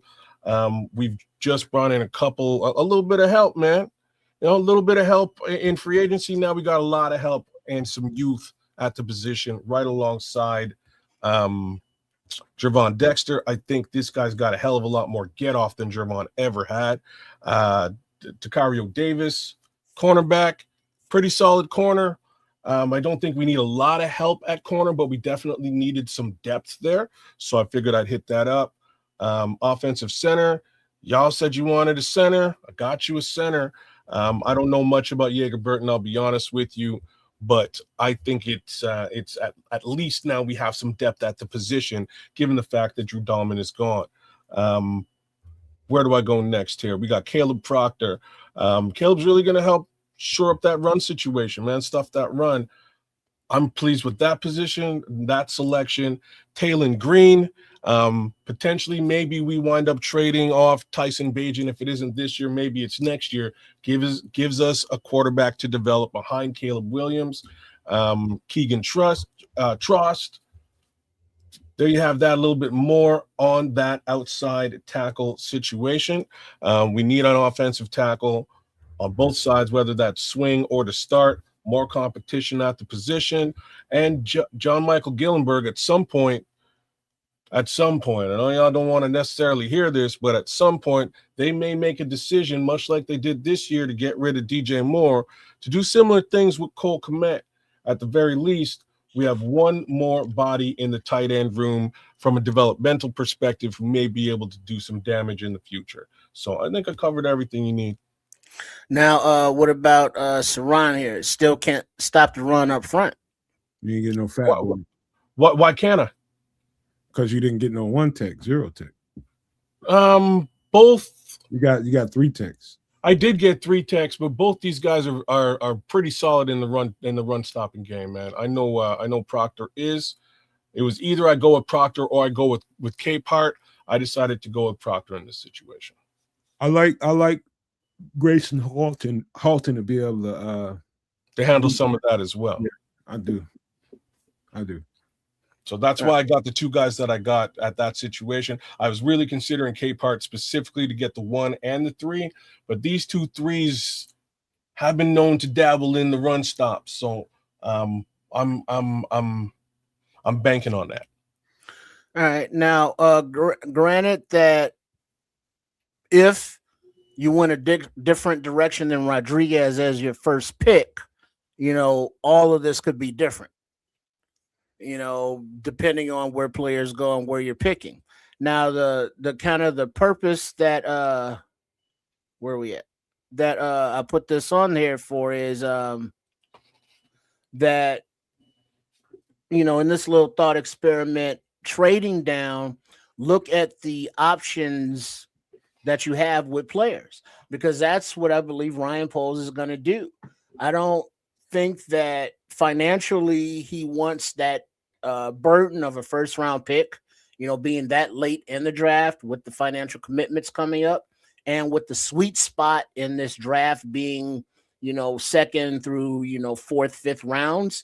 I think he wants more swings in that area. So coming back from 25, in this example, Kids was able to, just trade offers, nothing made up, but forced. But, guys, teams wanted to go back within the first round still. And so that's one trade. And then, you complete another trade out of the first round. Is that realistic? Who knows? It was just the mock. It's just some random thing going on. But play with them. You got a little bit over a month to look at the different possibilities, and you'll become familiar with these players. And it's like, okay, yeah, oh, he's got this red flag thing that we learned about Banks today, or many of us did, and on throughout the prospects. So as we are building up to the draft, it's like get to know it, get some familiarity with the possibilities that might happen. Because come draft night, and I hope you all tuning in with us, or draft weekend as well on all three networks. It's going to be jumping. Nomad Network at Keds of Canuck and Triple RCS Sports Chicago style. So as we build up and get ready for the draft, this familiarity will help, hopefully. All right. You guys do me a favor in the chat. Outside of making sure you subscribe to all the channels, I got a real good, interesting question for the chat that I love to try to be as interactive as we possibly can with the show. And I'm gonna pose you guys a question, and let's just say, Kez, if you don't mind, keep a head count here if you can, or Trips, it doesn't matter. I'm gonna pose you this question. The next mock draft you see, whether it's tonight or tomorrow, what kind of draft would you rather see? Would you rather see the Bears move up and get a player that they really, really want and sacrifice whatever they have to do to get it, move up in the draft? Now, think about this, considering that we didn't do a whole lot of bang bang, so people say, in the free agent market. And they do have to get an edge, and I think that edge has got to compete for a starter's job.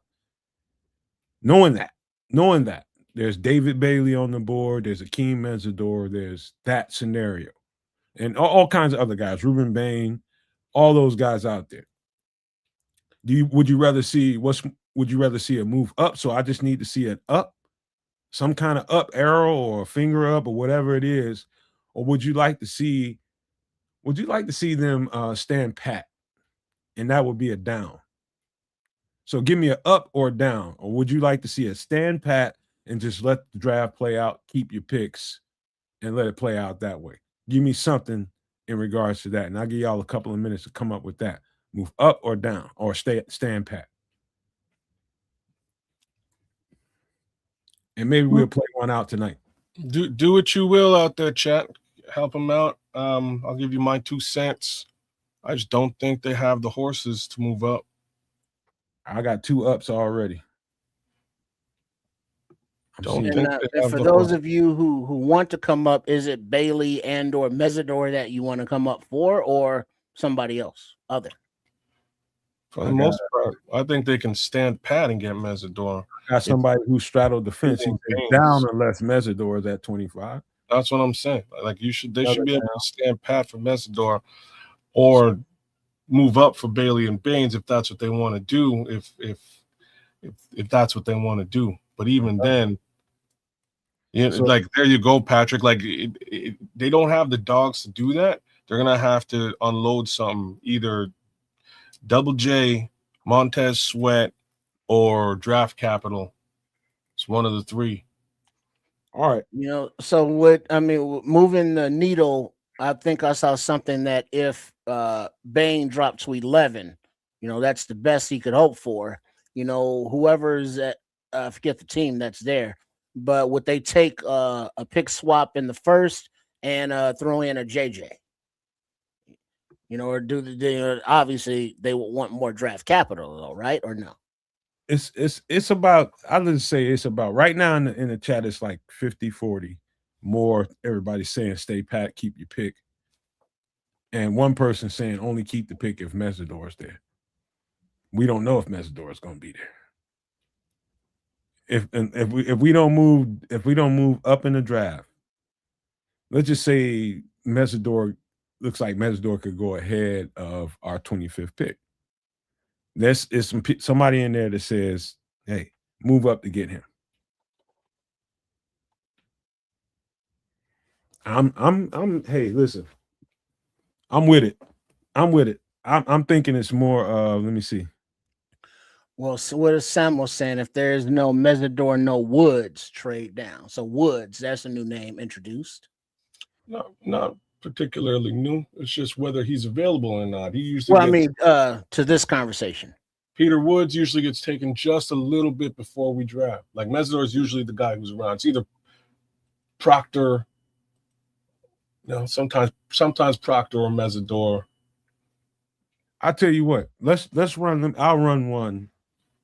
Let's just try the scenario. Let's just see how the draft board plays out. Now you can put this thing on the proper speed so that we can get an idea of what the next team is trying to do, what they're looking for. You can leave it at fast speed. Just make your trade before you press start. Well, random back up. Let's go speed down. Yes, Let's just go. I mean, because we're gonna be talking between it also. We got there 7th round. Wait, how's that? No, maybe later. Thank you. Wait, too far down.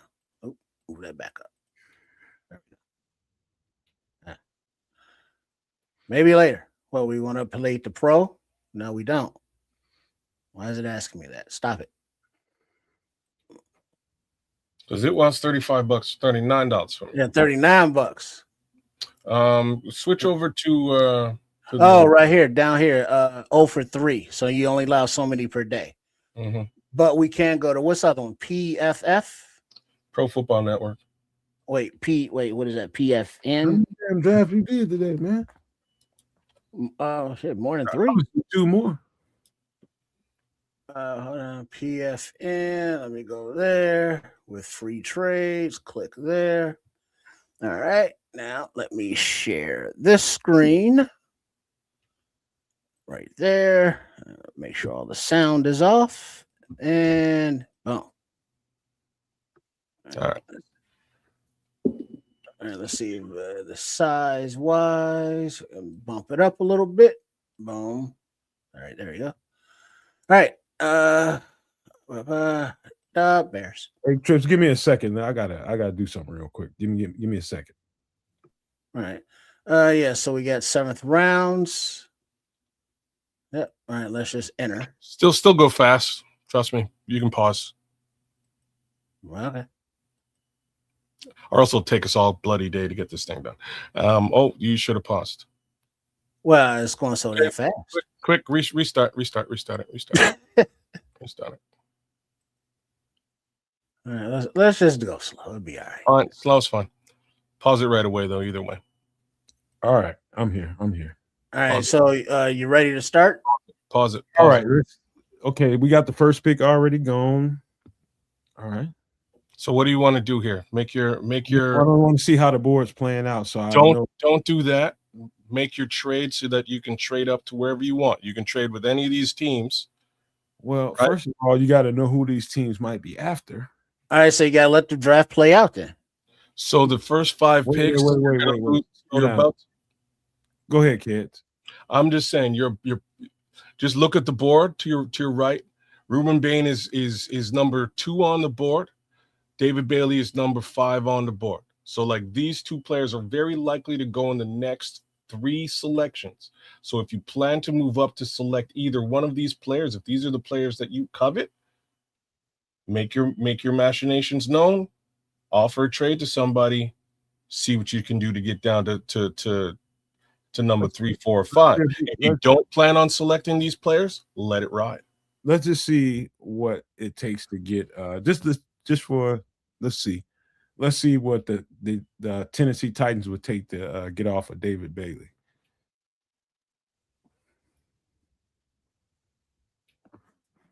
We got to resume or propose. I'm not sure. I think David can't Bailey propose anything. Okay, resume it then. Now stop. The Giants definitely won't take him. Looking for David Bailey here. Well, yeah, but I can't make any trade offers. Well, don't worry about it. We'll just keep our pick because it looks kind of confusing here. Okay. Resume. All right, so Sonny Styles went. Bailey is still on the board and off at 8. Yeah. So, that's the top 10 cost right there to trade up, whatever it would have been. They ain't letting us do that no way. Well, not on this. Yeah, I don't know why. But on the previous one, to stick to the model one, we use it again. We can, set up trades, beforehand. Thieneman gone. We know we want Akeem Mesidor. So It's coming up. Is he gonna be on the board? God damn, Caden Proctor. All right. Mesidor is on. Wait, where's the Bears pick? You didn't select the Bears. Didn't I? Maybe I didn't when I restarted it. Now we can go normal 7. Maybe that's why I couldn't. Yeah, there we go. Now you want to propose a trade because now it looks like we can't do that there now. All right. Let's just see what the trade up looks like for David Bailey. Went 8 with the Saints because it makes sense because Cam Jordan is gone. So let's see if we can get with the Saints. Saints confirm. And you want their number 8, and we're giving them 25 and what? What's a good? Help me out here, kids. I would go. Oh, you do players? You can do players in this thing. If you select underneath picks, you can do players. Go 25 and select Jalen Johnson and see if that works. That's too much. But you can. That's too much to trade up 13 selections. And it's still likely rejected. They're gonna turn this shit down. I'm trying to be. I ain't never tried this, so I don't know. I'm trying to show you that we just don't really have the horses to get this done. Don't do that now. So what do you want to offer? Well, go add Jalen Johnson to it.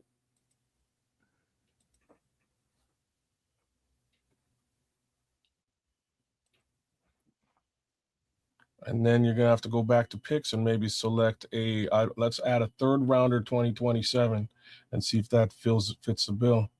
I have a feeling even that's gonna be too light. It's too light in the ass. Go for a 2nd rounder 2027. Too light in the ass. So basically, to move into this arena, you need 2 firsts and a player. It ain't worth it. So go back to picks. Take Jalen Johnson off. Now I'm glad that we need to do this exercise because now I see that moving up like that ain't worth it. That's what I was trying to explain to you, right? It's a pipe dream. So put 2 firsts. It's one thing for you. I know that, but it's one thing for you to say it and then look at the simulator and see what it says. Yeah, I don't. And you're only close with 2 firsts. All right. I think we got to stand pat, man. Now we got a good eye on it, y'all. I mean, I love David Bailey. I like Peter Woods. I don't want to see Peter Woods come off the board. I love Akeem Mesidor, but we only going to be able to get one of those guys. And the picks, you got 25, 57, 60, 89, 129, 239, 241. All right. I think we have to stay at 25 now. Okay. And there goes Mesidor to the Eagles. Yeah, but Peter Woods is on the board. He ain't your premier pass rusher, but he's solid. We have no choice but to make that pick. Peter Woods? I can't argue with that. Absolutely. He's perfect for what they want to do. Peter Woods off the board. Peter Woods, it is. All right, as we enter the 2nd round now. Caden McDaniel's still there. Now we can try to trade up and get. Oh, he's gone. Never mind. Mm-hmm. Never mind. You want to pause or anything? Or no? Don't worry about it. Let it play out. Let it play out. All right, on the clock, on the board. Clock. Now we have to look. Okay, who's the best player here? Lee Hunter. Probably Lee Hunter. He fits. He fits. But I think we can get. I think I like the Godfather Corleone too, and we don't have to reach for him. You should probably look at a trade here, though. Look there. Look at some opportunities here. All right, so we're at 57 now. Washington is offering to move back to 71 and pick up a third and 27. The Vikings want to move up and offering 52 and a second for 57 and a fourth. I need a couple picks today.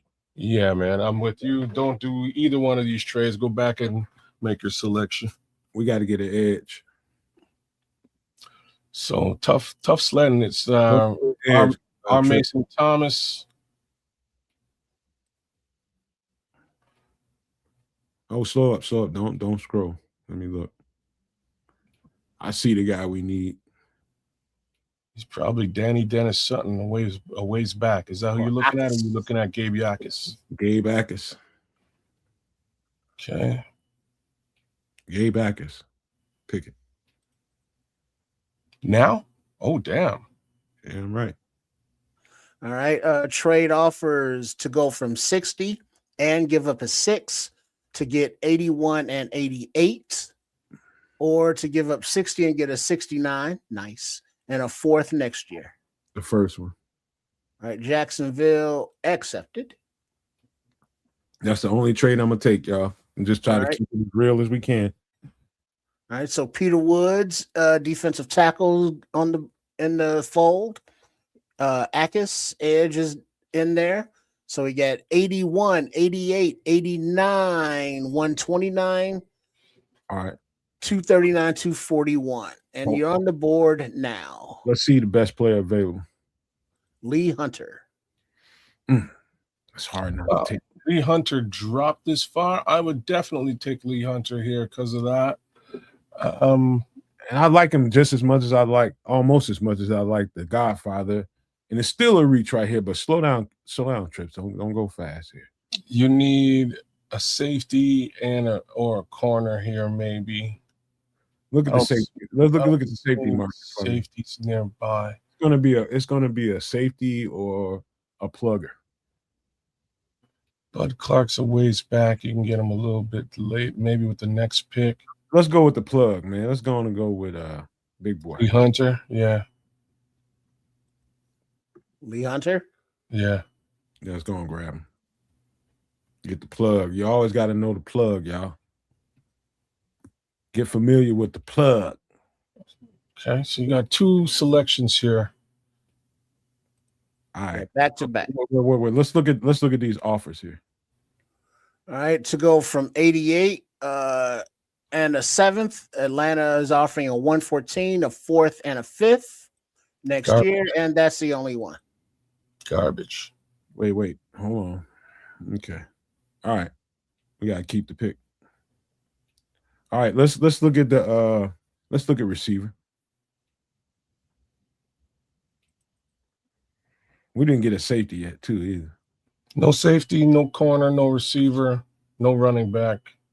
Let's look at the receiver. No offensive. Slow down, Trips. Let's go real slow here. Malachi Fields is still there? What the hell? If Malachi Fields is still there, then there's a lot of good receivers there.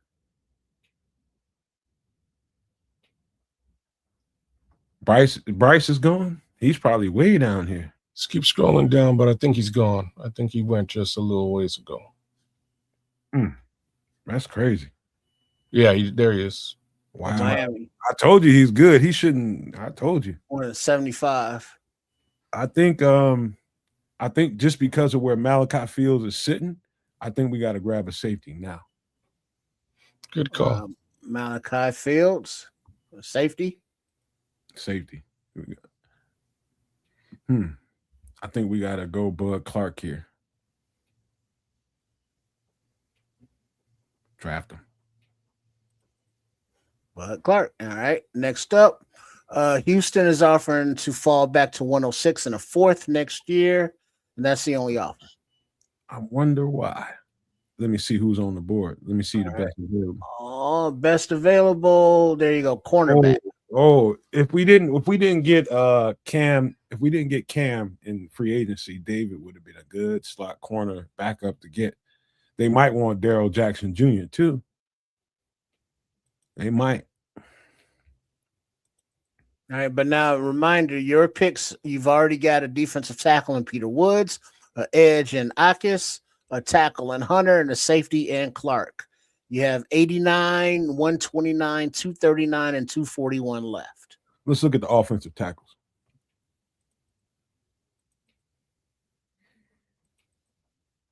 There go Drew Bowery. I don't think we have to reach here. I agree, but you don't have another pick in and around these selections, if you will. I think we can wait a little bit later, later. Going right to 129 next. I think go to the best player available for me, Trip. Just scroll down. Just scroll slowly for me.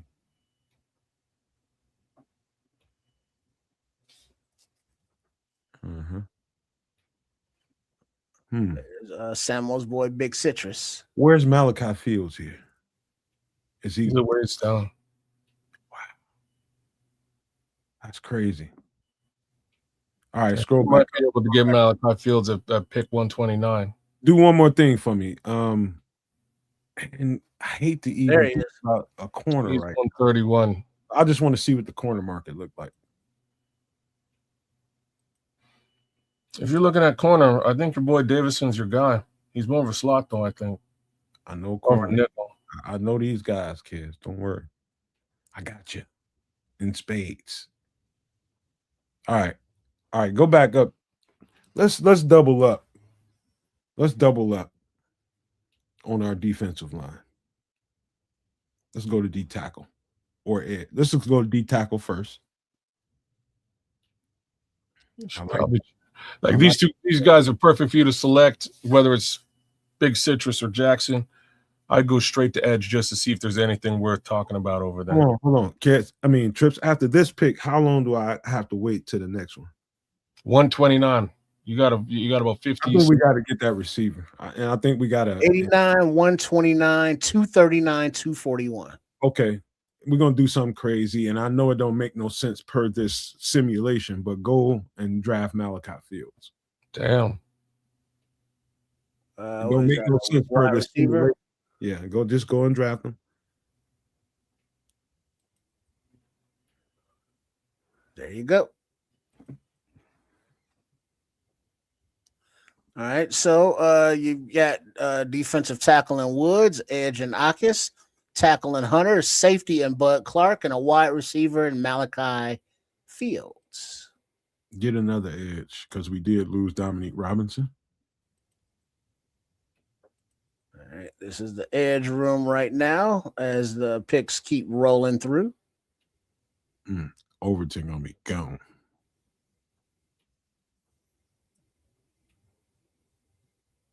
He's gone.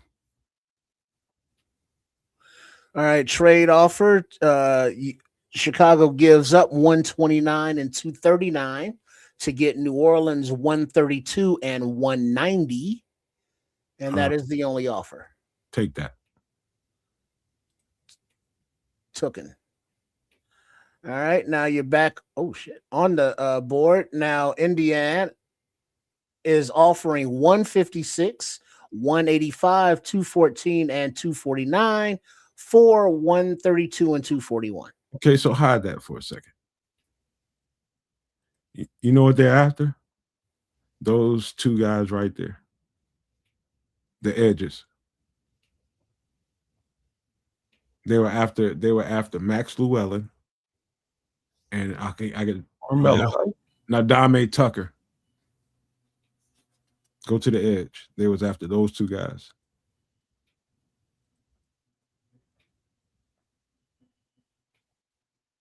Oh, Overton's still up there, but Max Llewellyn. Okay. So we can get a guy. We can also get a running back here too, and get an edge a little bit later because we got a couple extra picks here. And I think we need a physical back or speedster, whichever one we think is the best. Go back to the top there, Trips. Katron Allen, look at his measurables. 5'11", 216, speed unknown. Mm-hmm. Nick Singleton. 6 feet 219. Bigger back. And rumored at about a 4.3-ish. All right. One more last thing to do. Just take a look at the center market. This is probably where you want to get one. There's Trey Zoom. Yeah. Pat Coogan. Okay. Let's just be crazy. Chat, who you like better? Or if you know the centers, Pat Coogan, Trey Zoom, who you like? Jaeger Burton. So we'll grab a center here just because we got a couple extra picks. All right, so just measurables. Gulbin is 6'4", 305. Trey Zoom, 6'6", 312. Brockermeyer, 6'3", 297. You sure you don't want to take that pick though? Or that trade was crazy. They're trying to throw you their whole draft. They want Overton. Yeah, go ahead and take the goddamn thing. We still gonna go after a center here soon. Yeah, I knew they're coming for Overton. If you weren't planning on picking Overton, it might be worth your while. There goes all the centers now. Oh, the zone's gone too. Well, yeah, we're just getting into the 5th round there.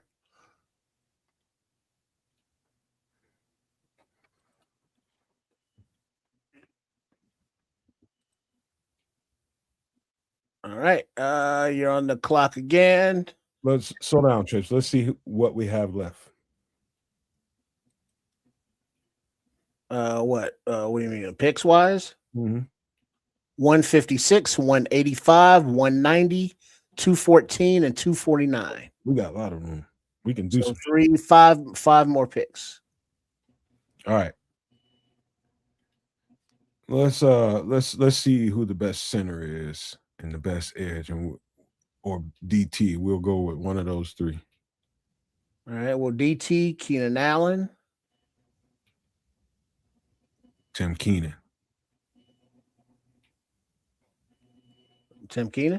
Mm-hmm. Wait. You say Keenan Allen. I'm saying Tim Keenan. Oh, okay. Yeah, I just thought I saw something there. You got all there. Let me go back to the top. Okay. Looking at them. Just slowly go down there. Slow down. Just stop right here.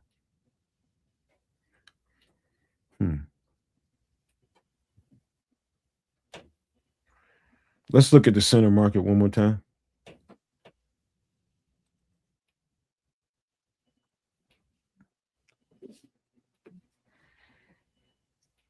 Right back. I think we're gonna get another guy. Let's go with the let's sneak everybody and let's just go with the let's go with a running back here. Let's get a big running back. Nick Singleton. Get him? Yep. Got it. All right. Next move is gonna be probably a center or an edge.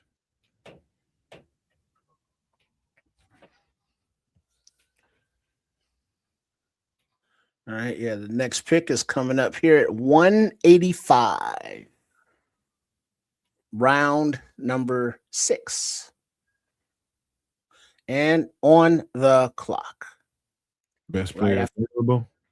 Say again? I'm looking at the best players available. Yeah, that's 167 here, guard Cooper.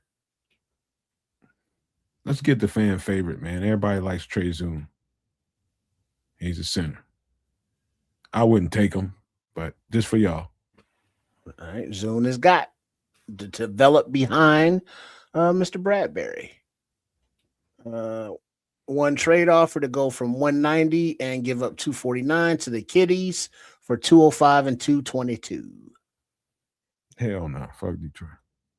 All right. So now your remaining picks, you have 3 left: 190, 214, and 249. Let's go. Let's get one more big offensive lineman. Let's go for a tackle. Get Keegan Tross.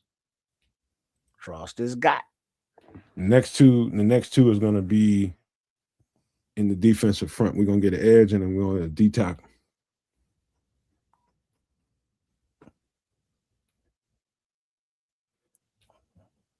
First, we're going to look at the D tackle market, and then we're going to look at the edge market.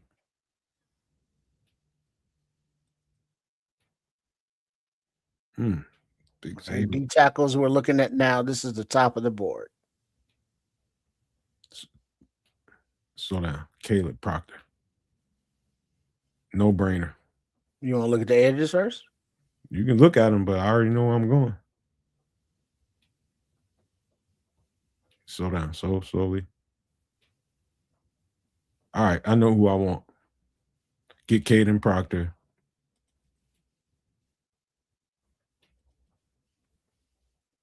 All right. Next guy is go back to edge and get Tyree West. And I want all y'all to go look at those two names on tape. Caleb Proctor and Tyree West out of Tennessee.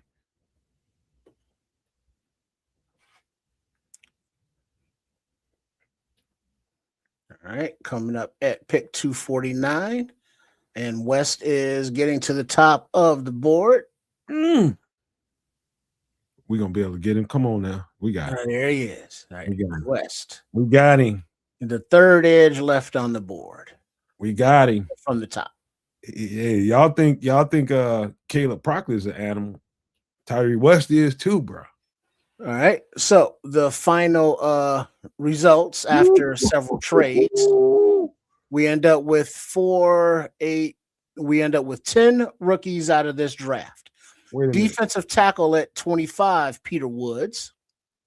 57, edge, Gabe Akis. 81, defensive tackle, Lee Hunter. 88, safety, Bud Clark. 89, wide receiver, Malachi Fields. At pick 156, running back, Nicholas Singleton. At 185, center, Trey Zune the third. Trey Zune the Trey. At 190, offensive tackle, Keegan Troost. At 214, defensive tackle, Caleb Proctor. And at 249, edge, Tyree West. Go ahead, Nomad, break it down. Holy crap. I don't know. Just hold it still, Trips. Don't be moving around. Just hold it like that. Man, this is a draft. This is a draft. You talking about getting better in the trenches and getting dominant football players, getting better. You know, the only thing that we really didn't do is get a linebacker. That's the only real thing that we didn't do, because I think we're going to be all right. I'm thinking more we're going to be able to do some more of that in the free agent market, get some vets in here and 1 or 2 year deals. That's the reason why I did not. But everything else, holy crap. We need to get strong in our trenches and dominant in our trenches. This is how the Seahawks win Super Bowls, y'all. Strong, dominant with depth in your trenches up front. And the defensive trenches just got a whole lot better. Look at that. We got Peter Woods from Clemson, D tackle. Gabe Akis out of Illinois, edge rusher. Get Lee Hunter, the plug, out of Texas Tech. Bud Clark, our next starting safety from TCU. Malachi Fields, widely regarded as the best receiver in this draft, falls to us at 89. Nick Singleton, the physical running back presence we need. We need another physical guy when it gets cold that's used to playing in the cold in Penn State, that you can hand him that ball and put him behind that line and make things happen. Got another center, I think / guard, but ideally center for this role. Trey Zoon the third out of Texas A&M. Keegan Tross, I'm high on this guy. I think he can be a swing tackle. I think he can play both sides, which is to me valuable under the circumstances. And I know that the Bears are looking at these tackles that way. Guys, they don't look at them just like, oh, is he a good left tackle or is he a good right tackle? They don't look at them that way. We only do. They look at guys that have value to swing and go back and forth because most of these guys don't start year one. So think of it that way. And then we get nasty, physical monster Caleb Proctor at 214. These last two guys might be the nastiest two dudes in this draft. As far as our draft goes, Tyree West and Caleb Proctor, boy, those dudes are nasty. We got physical, we got fast, we got dynamic, and wow. And look at come on, man. What do you think about this draft, kids? Not bad to do with you did with it what you could. Peter Woods is solid. Gabe Yakus is solid on the edge. Lee Hunter's really going to help you out on that line. Did a lot of damage in the trenches. Got yourself an offensive center that I think everybody's somewhat high on. I think Trey Zoon is a. By the way, kids, championship teams live in the trenches.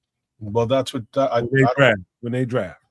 I don't think there's any other way to approach this particular draft, especially given what the Bears did the previous 2 years. They're a little bit light in the draft in those last two drafts. They don't have much choice but to be trench heavy this time around. In any event, you went that way. You got it. 3 guys on the line right up front, and then a couple more on the way out. Right, so you got your last 4 is in the trenches, and your first 3 is in the trenches. When you don't go crazy in free agency, kids, you're telling everybody something. What are you giving them as we're trying to get a locator here. Why don't they do certain things in free agency, get these certain guys that are out there? It's because they think of the draft in a certain way. They know they need some help in the trenches. They're looking at this draft as though we can find 3 to 4 plug and play starters. Well, I'm gonna tell you where. They think they can find a D tackle that can plug and play. They think they can find an edge that can plug and play. They think they can find a safety that can plug and play right now. And I just showed you who those guys might be. I agree with those are the 3, in my opinion, those are the 3 selections that'll come off the board more or less first, right? My little problem with that is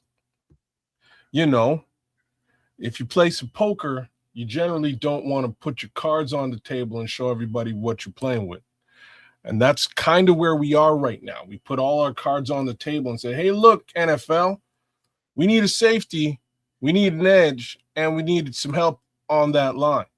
On both sides of the line, whether we're talking offensive line or defensive line, but primarily defensive right now. That's what we need, NFL. Oh, yeah, we also need a safety. So they put their cards on the table. The upside here is this particular draft happens to have its strengths in those specific positions. Like, it's just lucky enough, right? Lucky enough. There's a lot of really nice talent with respect to the defensive line, whether interior, 1 tech, 3 tech, or exterior on the edge. There's a lot of talent. So it's really just a question of who falls to us. I don't think we have the luxury of trading down realistically as this particular exercise sort of showed us. But you can get talent at the top of the draft, and you can get talent at the back. And Paul Martin's kind of killing it here because that's what you need to move on from a Grady Jarrett next year, and potentially move on from a Dio Odangbo. You need to ensure that those positions have been shored up in the 2026 draft. Well, I'll tell you this as a reference, man, and take it for what it's worth. The last 2 teams that have won Super Bowls can come at you in waves of 3 levels of waves. You get the first round, you get the second round, you get the third round of waves. Talking about the Philadelphia Eagles, they are 3 deep at most positions on the defensive front, and so are the Seattle Seahawks, who the last 2 people that won the Super Bowl. The only way you get to that point to be able to put pressure on offenses and change the offensive construct and make them play offense differently is to be able to come at them in waves and make sure that you have depth. I know it looks like we got too many deep tackles, but guess what? It ain't gonna look like that when we sending them wave after wave at these teams, these offenses, and dominating them because we got fresh bodies all over the place that can bring the same production. When you think that way, you're gonna turn out to be a Super Bowl champion because I don't care what anybody says. Defenses win championships. Offensives, they get an opportunity and score some points, but defenses hold the line. And there is so much value to having your defensive front be dominant in waves that I can't even describe it no better than what I just said. You got to have waves of them and let them all compete. The question though becomes, now you look at like your draft here, like the offensive linemen, Zune and Truce. We don't need them to contribute right away, hopefully. Singleton, can get in where he fits in, no rush. But your frontliners of, let's say, Woods, Akis, and Hunter, are contributors day one, play one. Are Proctor and West, can they contribute, you think, right away? Not as starters necessarily, but rotation, or because they are such later picks, they're going to need time to develop before they can contribute? Those are the guys that have really high talent that you don't have to push out there on the front line right away. But what, if you put them in there and you have to, they can produce because they're aggressive. They're just physically violent football players, both of them. Just go watch. And I encourage everybody listening to the show or watching the show right now, go watch Caleb Proctor on tape. I already put a short out on him, but also go watch Tyree West at Tennessee. He's like a combination between an edge rusher and a defensive tackle. You feel comfortable putting either one of them in either one of those spots, which is why we drafted them. Both of them physically violent football players that have a lot of juice, and you know that when you put them in the game, they're going to produce. They're going to show up. Just telling you right now, these are good football players, really good football players. And what is it saying? Paul Martin, from what I gather, y'all don't think Gallimore or Street make it through training camp. I think Gallimore does. I'm not very familiar with Street, but I think Javon Dexter is more of a bubble player than, previously thought, because of where he is contract wise, and he's not a rookie anymore. So you gotta shit or get off the pot. Hey, I hear you on that, Scrolls. It was a reason why I didn't. Everybody looking for a linebacker. I got a linebacker first. Everybody's crying about the linebacker. Well, you just can't. I'm just saying, you just can't please them all. It's so many solid ones. It's so many solid ones on still out there in the market. That's what I'm thinking. Not only that, you still got TJ that's probably going to come back pretty healthy. Maine is gone. You got Nephi Sewell that's going to come in here and replace some minutes that Noah was getting. And so you don't want to overcrowd that room. I'm not saying it's not valuable. I do think the way it sits, man, we have 2 starting linebackers for not that much money.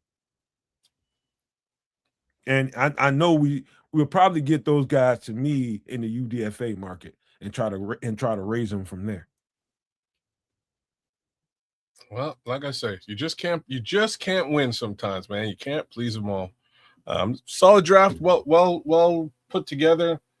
Again, I do expect something along these lines. A lot of work in the trenches must be accomplished. Paul, I'm quite certain that Neville Gallimore will be on the team through training camp. I'm quite certain. I am not familiar enough with Mr. Street to say the same, but I don't think they have the dogs today to do any different than bring those guys to through training camp. I don't think they have the dogs. All right, Kev. So After the draft, mind you, if it looks something like what Nomad has put down here, then we can have a bit of a conversation because then they will be at surplus at the tackle at the defensive on the defensive line. all right, kids, let me ask you a question because I think Trips kind of let me know where his curiosity was with those last two picks, talking about Caleb Proctor and Tyree West. But what any of these guys on here that piques your curiosity about, like give me some reason to give you some information on any of these guys that might pique your curiosity. Well, you just spoke to Tyree West. I'm not very familiar with Tyree West. It's a very late round edge rusher selection. I wouldn't expect the world from him. The only one here that I don't really know much about would be Nick Singleton, the running back. So what are your thoughts there? Physical would, I'd say, better than average speed. He's not a burner, but he's gonna hurt trying to tackle that guy in the cold. He'll put a whooping on you. He played at Penn State. So they got a nice running back trio. Nick Singleton, I forget the other guy's name. But he's just big. He's just big. I think he's listed at about 6 foot 215, 216. But to me, I think he plays bigger than that. He does. So they have him listed here at 6 foot 219, but throughout the season he was playing at about 226. Exactly. Right? 4,500 yards from scrimmage in his 4-year career. Not too bad. He's been clocked at 23.6 miles per hour. That's pretty crazy. So he's not necessarily and is rumored to run the 40-yard dash at 4.35 seconds. Maybe he didn't time that in the actual combine, but maybe he plays faster than you know what I mean than he races. So crazy. I seen him play. You don't want to get in front of that when it's cold. Okay. It hurts every time you do it. All right. Well, we need something like that. We need, in my opinion, that's why I try not to pass up on Mike Washington if I can avoid it, because we need a bruiser. We need a taller back as well, like either strong and or tall or both, just to get that. I'm gonna fall forward. I get a yard and a half type thing. You know what I mean? I might get more than that if I just fall forward because I'm so damn big. And you get that from a guy like Mike Washington. You might also get it from Nick Singleton here too. Hey, Scrolls, how we got more edges in the Cybertruck? We only got Gabe Atkinson, Tyree West. Either one of those two guys, Tyree West or Caleb Proctor. I think Tyree West is going to be more of an inside guy. I think Caleb Proctor is going to be more of an inside guy. But just know that Dennis Allen's looking for guys that can do a little bit of both and have those traits. I think both of them project more inside. But really, the only true edge rusher that we have here is Gabe. Be honest with you. Well, they got rid of Dominique Robinson there, Scrolls, if that helps. He tell you, plus what we already have on the roster. Dom Robbins gone. I'm gonna ask a question, y'all. Any words? Like, I think I've already answered my own question before I ask it, but I'm asking anyways. Any words on Joe Tryon-Shoyinka and whether they are planning to re-sign him? Because they threw a pick out to bring him onto the squad at some point last year. I think they'll get him back because I think that cost him like a 6 or something like that. Something like that. I think they should get him back on the roster because he's just like a draft pick at this point. Why wouldn't they? I don't know. I'm just asking. I'm asking the obvious question because they threw out a 6 to bring this player onto the team, and you would think that they would have negotiated with that particular player to bring him back. Considering maybe not, but just thought I would ask the question. Paul's asking a good question here. Go ahead and ask. Why did y'all give the DT room more depth than the safety room? Well, I'll answer that because this is my draft. That's why I'm posing it to you. I hear you. I think they know that there's still opportunity in the free agent market, and there's no need to overdraft in the there's no need to overdraft in the actual NFL draft when you still got opportunities. The thing about safety is I think defensive coordinators, you get some that, you know, I played with a coach that valued youth and was willing to put young players out on the field. And that's different in college versus the NFL that also values youth. But also, these defensive coordinators know that their job is on the line if they put too many young players on the field and they're getting their asses torched because the young players don't know what the hell's going on all the time. Versus, there's a lot of value for linebacker and safety in the free agent market because you see enough football in the NFL, you know exactly what you're going to get when you put that guy on your roster. So I don't know that we give enough credence to that. A veteran linebacker and a veteran safety, it's worth its weight in gold. And I know we just came off of letting go Jaquan and Kevin Byard, but there's another safety out there that they probably got their eyes on. I'm just telling you, there's a lot of meat on the bone in the free agent market still with safety as we sit here.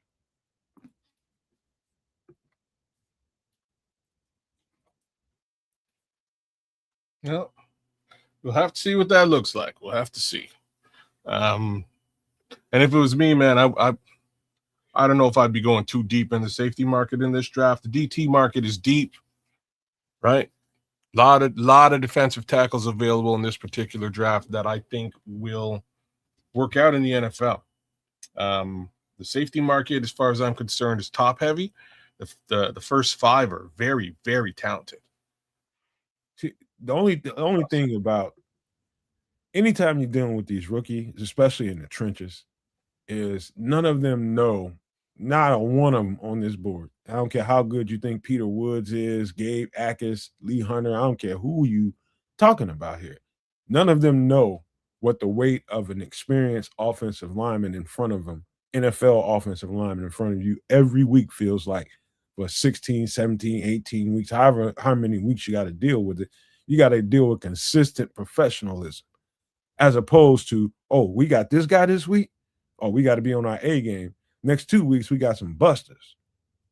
You know what I'm saying? Like the consistency of the NFL is different. You might play New Mexico State College after playing Alabama. You can take that week off. You ain't no fucking taking no weeks off. No. You got to bring that. You got to bring that every single week. And can your body and your physicality withstand having a professional in front of you every single week that knows what he's doing? And that's why every single draft pick is a projection. It's what you want him to be. Even if you have to thrust him into, I need you this week, you still just projecting what he can do. These guys are all projections, man, until they show that they're not.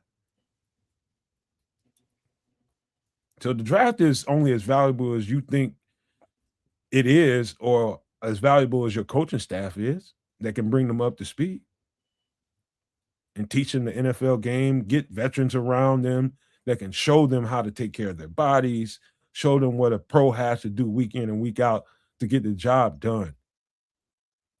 All these guys are projections until they got the right system in place, the right veterans in the building, the right situation for them to flourish. I believe in every last one of these picks that I made, but I believe in what the Bears are doing probably more than I believe in these draft picks because it's about the system. It's about having veterans around them to teach them. It's going to be a different world, man. Cool. Well, we'll see. Hey, 22 roster spots open. We're gonna need a nice draft class plus some hits on UDFAs as well as those, post June 1st cuts. Training camp cuts. Is any opportunity for the roster to get better? I think Ryan Poles has left the avenues, open as much as possible to have that flexibility. Sorry about that, y'all. I almost knocked over something.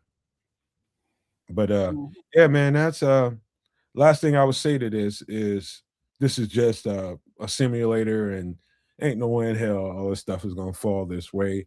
But it was fun doing it. I just really I think most people know who most of these guys are up to. Mostly the last two players, Caleb Proctor, Tyree West. I just take those names down and go look at them. Go look at a little tape, highlights, whatever you want to watch. Also, Nick Singleton. Kez was curious about that guy. Um, Look at Trey Zoon.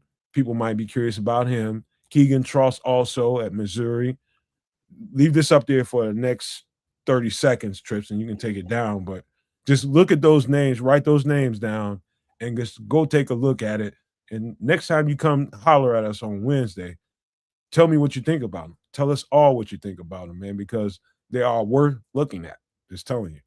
It's worth sitting around and looking at a little tape. Just telling you. So you can have an idea of why I feel high on these guys.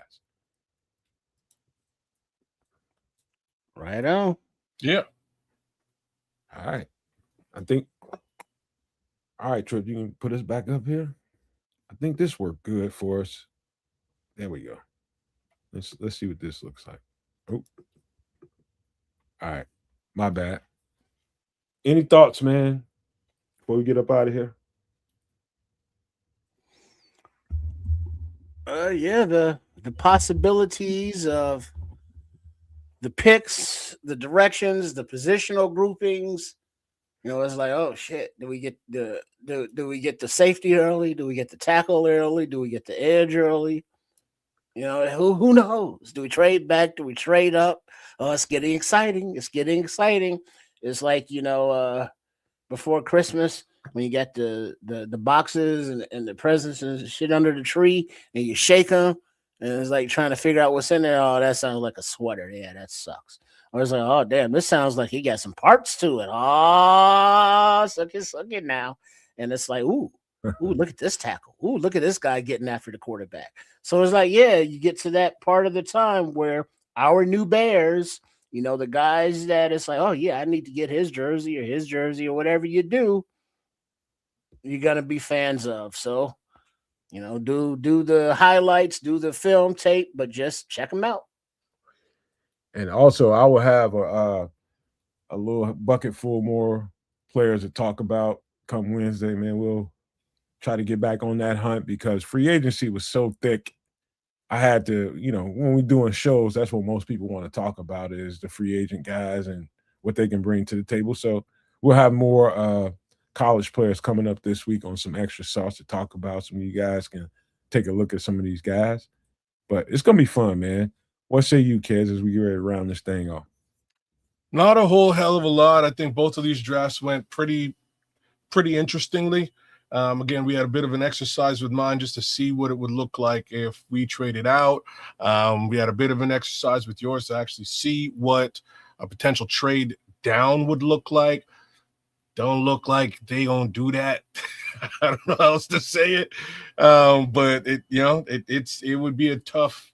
They would be coughing up 2-1s for the most part to really get into a sweet area to get a coveted player. I just don't see them doing that.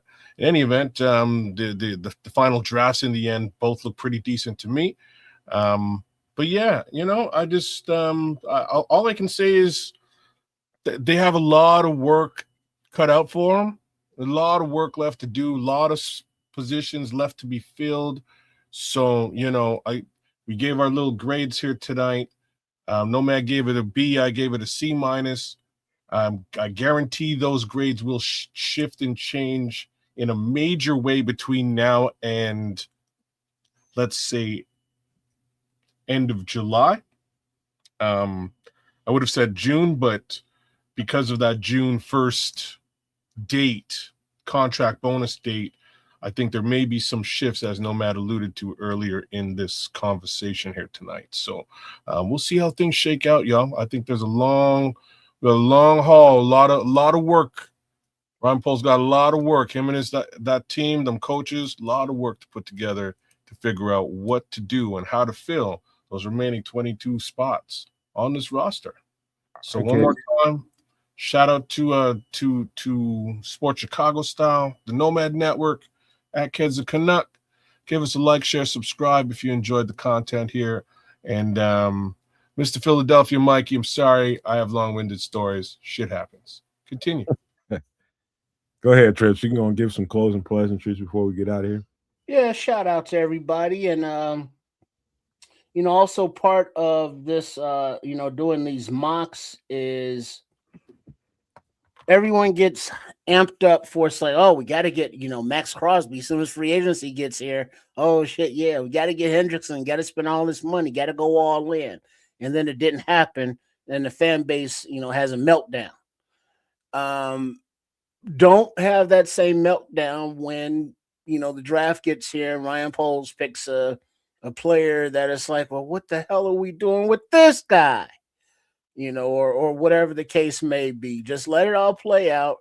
Because now that the dust has settled, the ones that were kind of upset about Crosby are like, well, yeah, he did, fail a physical and, 2 first-round picks. That would have been a lot and have to pay him. Well, how much money we get? How many open roster spots? Oh, damn. So, just let this staff do what they're going to do. And make sure you back here Wednesday with some extra sauce because we gonna do what we gonna do, and y'all gonna do it with us. So, Definitely going to be a long-winded story on extra sauce on Wednesday. So take that, Mikey. Look at FFG coming in here batting clean up. Shout out, boy. Good looking, man. All right, FFG. Good night, fellas. Great draft. We have no idea what Ben or DA want. It will be exciting to see what the draft brings. And as Red Baron is saying, well over a month to go. Well, hell, what, a month and 2 weeks or a month and a week? It'll go before you know it. Hey, I just want to say this, man. Around the whole everything that we did off, thank y'all for being here. Number one, we love y'all. Keep showing up. It would be nice to see that everybody that's in this chat that I can see right now brings a new person to the channel. You don't have to ask them to subscribe to the channel. You don't have to ask them to do anything, but to just show up in the chat. Just bring one person. Each one of y'all bring one more person to the show, and that helps everybody out. They get to get eyes and ears on what we do, whether they like it or not. They may not like it. Hey, at least you show them to what we do. Bring a person to the show. Bring a person to the show, and hey, let us know that you brought them there, and we'll shout you out, him out, her out, whoever it is. But everybody bring a person, man. That kind of chain reaction works, man. So we ain't asking y'all to go. You don't have to sub if you don't want to. Everybody want to be stingy with their subscription. Be that, but just bring somebody to the show. We want to see new names. We want to see new personalities in here. We love the people that's already here that's been rocking with us, but it's nice to see new blood in here, man. So somebody, y'all bring some new people up in here, man, and show them what we do. I'll issue that as a challenge for you all. But I want to just round the conversation out with this, man. What we don't know is the most important conversation to be had right now. It's what we don't know. And we're doing a lot of, think tank stuff about what could be, what the plausibilities are with everything, everything is all a question mark at this point. And that's what it should be. The only people in the world that should know what the Bears have planned are the people at Hallis Hall. And we're doing our damn well best to figure out what game are they playing? What are they setting up here? Because it appears to be a real strategic game being played here. And I think that with all my soul. I think when you have 20 something roster spots still open at this point in free agency, there is something cooking. And it could be a few different things. Our point was to try to, through these mock drafts, through this conversation here, figure out what that is. And even everything that I said, not only what Keds and Tripp said, I still don't know. I still don't know exactly what they plan on doing. And that's just the bald-headed truth. I don't know. But I have a good idea of where this might be going. And everything that I'm doing moving forward and what we're going to do with the channel moving forward is to try to point out areas of where they might go, whether it be in the draft, free agency, all the whole 9 yards. We'll get it covered for you. And so shout out to everybody that was here tonight. My boys right here, my day ones is what they are. And my brothers, man, I love them. And want to make sure everybody's here at 8 p.m. Central for some extra sauce on Wednesday night. Don't miss it because we're going to have way more because I got a feeling there's going to be some things that happen between now and the next conversation we have on Wednesday night. But be there, be square. Y'all missing the best content on the internet, especially when it comes to the Bears conversation. But other stuff happens on that show as well. So thank you for being here. And I want to leave you guys with these famous words. Love, peace, and hair grease, y'all.